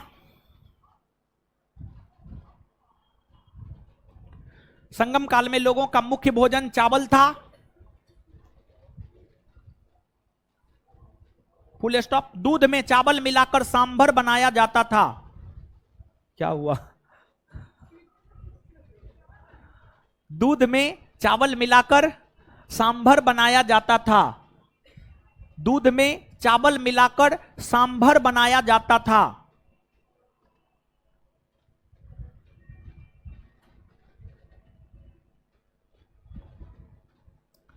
नीचे से,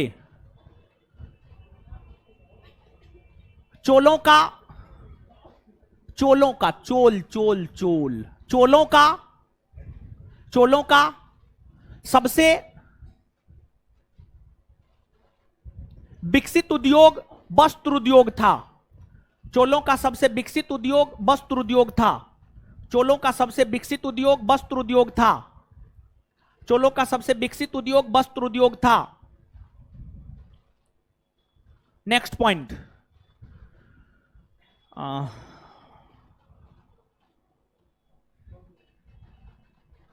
चोलकालीन बंदरगाह,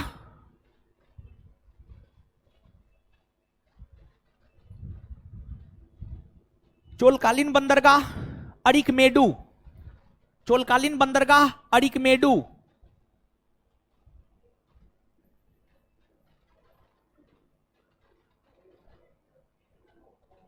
चोलकालीन बंदरगाह अरिकमेडु से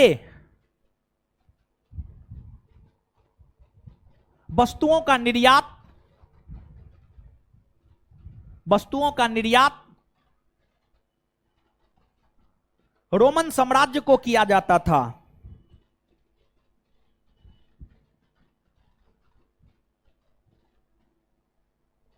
वस्तुओं का निर्यात रोमन साम्राज्य को किया जाता था। वस्तुओं का निर्यात रोमन साम्राज्य को किया जाता था। रोमन साम्राज्य को किया जाता था।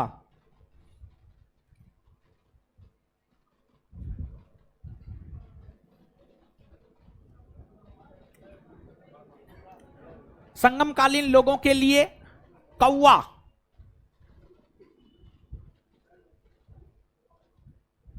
संगमकालीन लोगों के लिए कौवा संगमकालीन लोगों के लिए कौवा एक प्रसिद्ध पक्षी माना जाता था।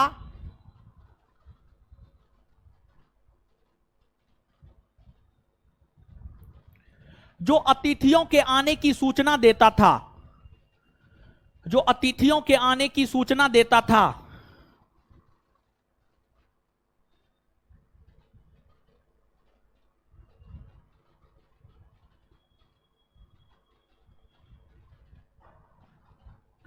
नेक्स्ट पॉइंट, संगम काल में, संगम काल में है, सुनिए ना, ऐसा कीजिए, अभी टेस्ट ना होगा यहां पर, अब टेस्ट शुरू हो गया यहां पर, तो एक साइड से निकलेगा एक साइड से आएगा, ऐसा व्यवस्था नहीं हुआ है अभी तक। हो गया है तो किधर से निकलेगा? यहां से निकलेगा, यहां से इंटर करेगा इधर से। हाँ ठीक है, आप लोग इधर से निकल जाइएगा, इधर से बच्चा इंटर करेगा अपना, ठीक है। क्या हुआ? क्या लिखा रहे? संगम काल में क्या? संगम काल में संगम काल में समय ज्ञात करने के लिए जल घड़ी का प्रयोग किया जाता था।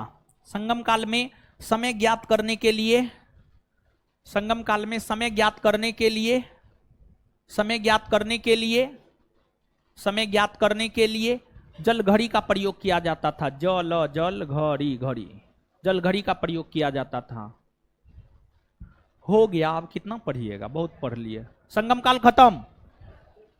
अगले क्लास में पूछेंगे, नानी याद दिला देंगे हम। बैठे रहिए, अभी छुट्टी कहां दी है, अभी होमवर्क। हाँ।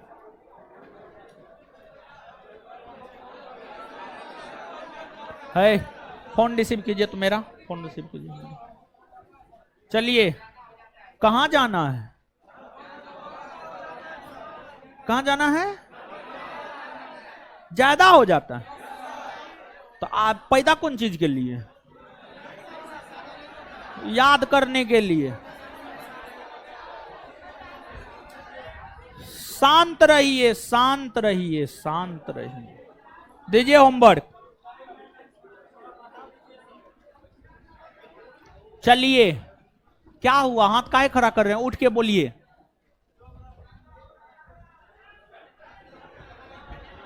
आगे आ जाइए, इधर आइए, वहां से सुनेंगे भी ना, आइए ना इधर आइए।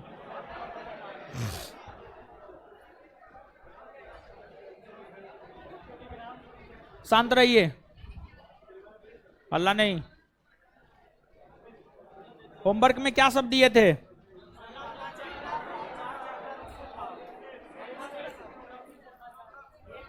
ज्योग्राफी में चैप्टर नंबर 2,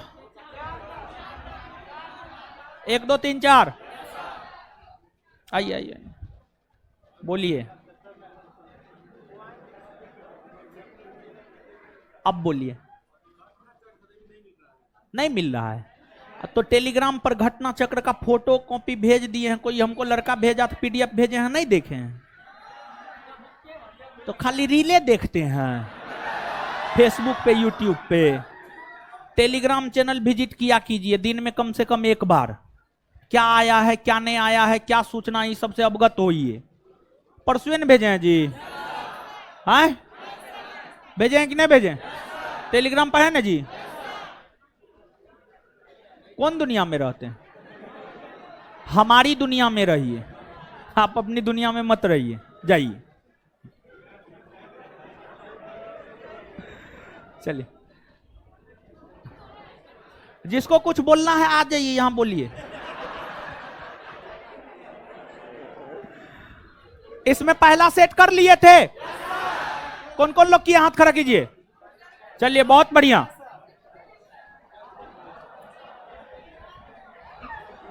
खड़ा होइए, बोलिए। किसी भी राजनीतिक दल को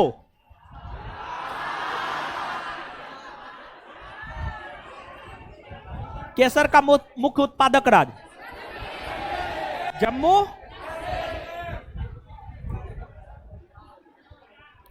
पौधे मिट्टी में घुले हुए नाइट्रेट को अवशोषित करते हैं तथा उन्हें परिवर्तित कर देते हैं। प्रोटीन में, बैठ जाइए, ऐ खड़ा होइए।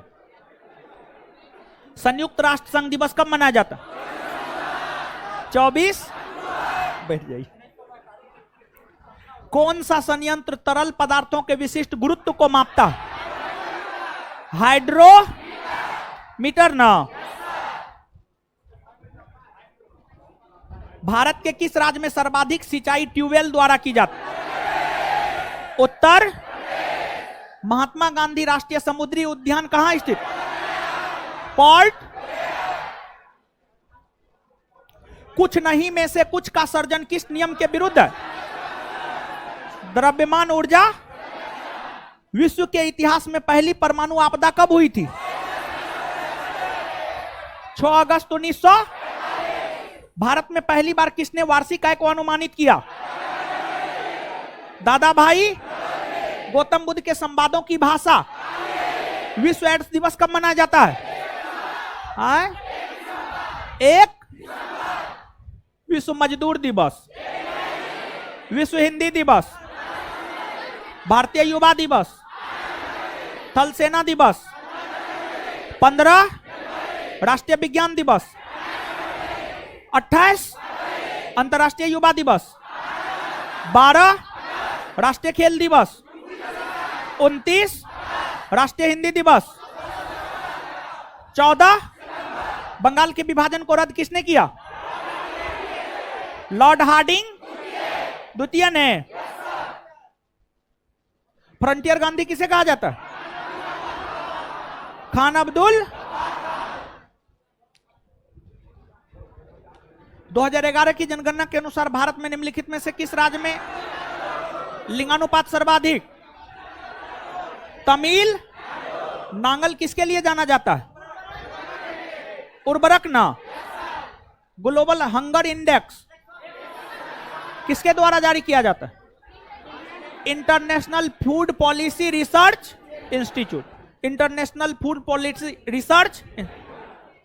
अच्छा,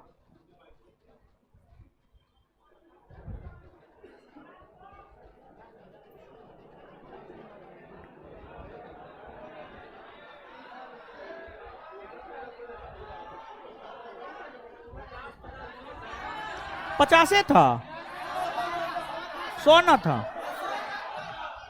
चलिए अब सुनिए आगे। 50 नहीं था, 100 था।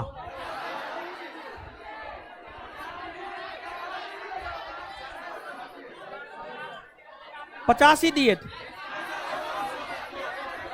एक चैप्टर पूरा बोले थे, पूरा बोले थे, पूरा। सुनिए अब अगला होमवर्क इससे सुनिए। Page number 25।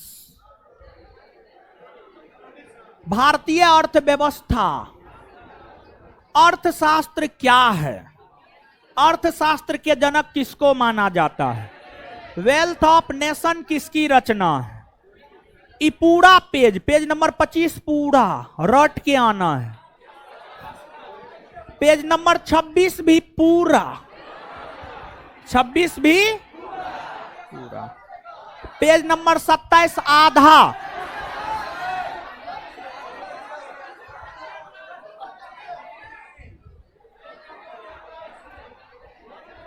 अच्छा ठीक है, पेज नंबर 25 और 26 पूरा। सीधा दिमाग नहीं लगाना, रट जाना है। क्या करना है? क्लियर?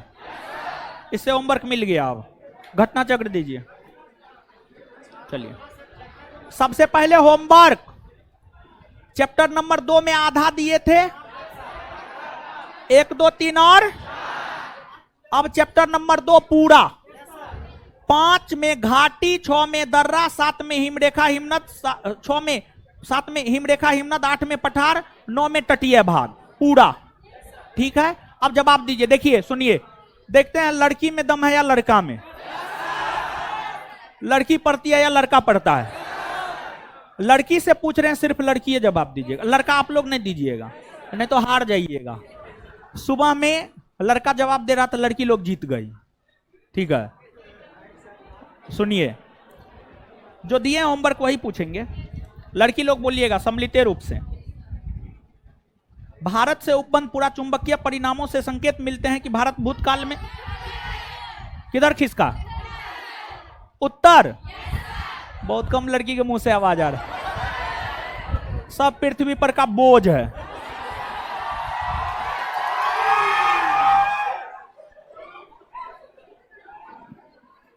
कौन सी चट्टान प्रणाली भारत में नवीनतम है? गोंडवाना। जितना लड़का है उतना जानना है।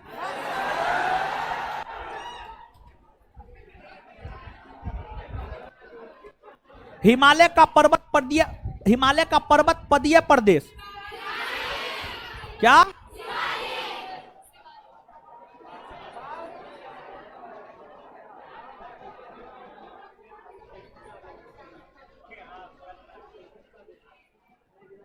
किन 2 पर्वत श्रेणियों के मध्य कश्मीर घाटी स्थित है? बृहद हिमालय और पीर पंजाल। बृहद हिमालय और, लेकिन सही से जवाब नहीं आया।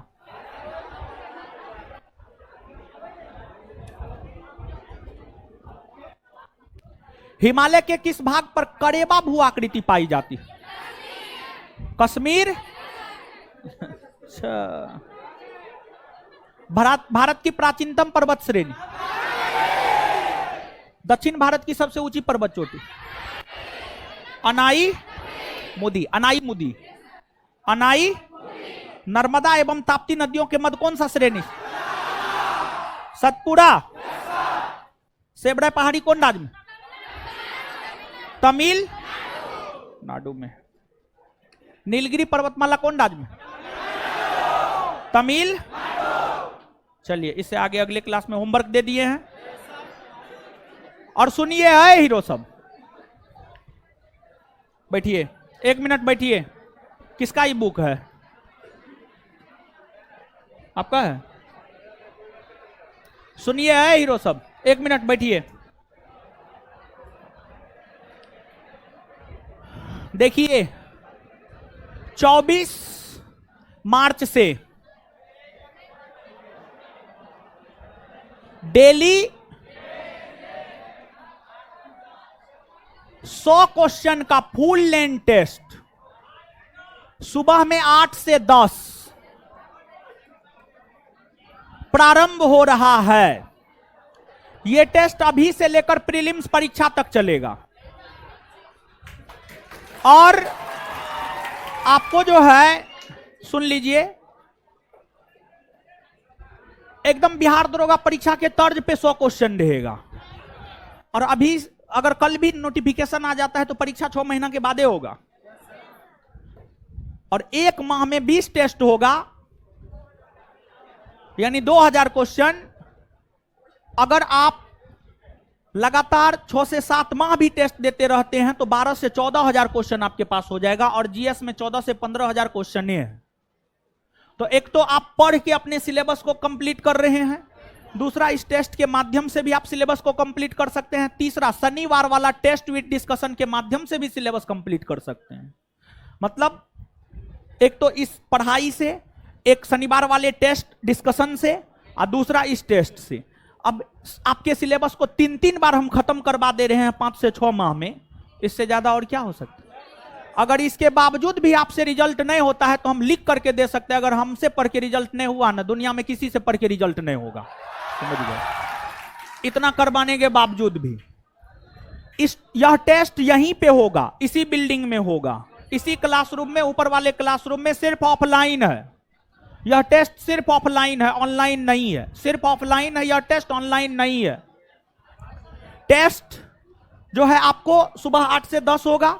8 से 9 बनाने का समय दिया जाएगा, 9 से 10 याद करवाया जाएगा। पर डे 100 क्वेश्चन याद करवा करके भेज दिया जाएगा। और टेस्ट का फी है मात्र 100 रुपया पर मंथ। 100 रुपया पर मंथ, मतलब एक टेस्ट मात्र 5 रुपया, और 5 रुपया उस टेस्ट पर खर्च हो जाएगा। समझ गए? तो इस टेस्ट में जो है आपसे उतना ही लिया जा रहा है जितना इस पे खर्च होगा, उससे ज्यादा 1 भी रुपया आपसे नहीं लिया जा रहा है। समझ गए? तो और एडमिशन भी यहीं पर हो रहा है। तो मेरे ख्याल से हमको लगता है कि आपको टेस्ट में पार्टिसिपेट करना चाहिए।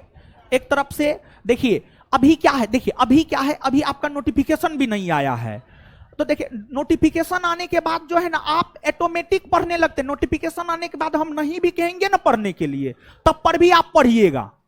लेकिन जब तक नोटिफिकेशन नहीं आया, हम कितनों कहेंगे पढ़ने के लिए, नहीं पढ़िएगा।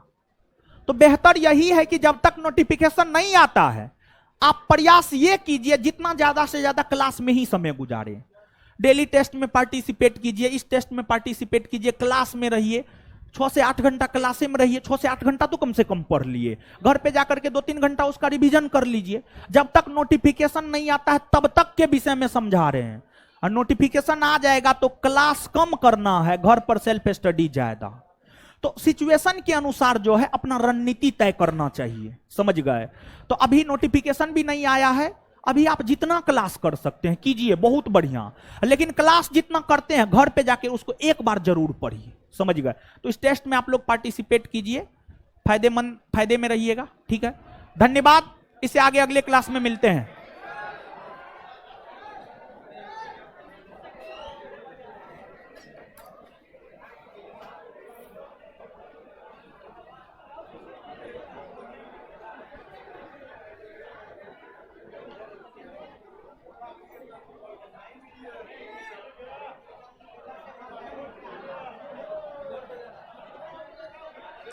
इधर से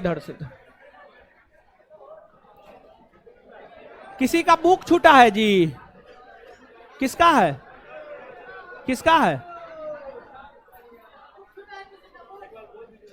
किसी का बुक छूटा है? सुम्मी कुमारी, 3/12/1999, फीमेल, मेरा आधार मेरी पहचान। लालजी पटेल, सुख लही, भालू आहिया, पश्चिमी चंपारण बिहार 845306, 399068318836। ये आधार नंबर है। किसका है? कोई है? सुम्मी कुमारी, सुमी कुमारी, SUMI, सुमी कुमार, आप हैं? लगते तो ना आप।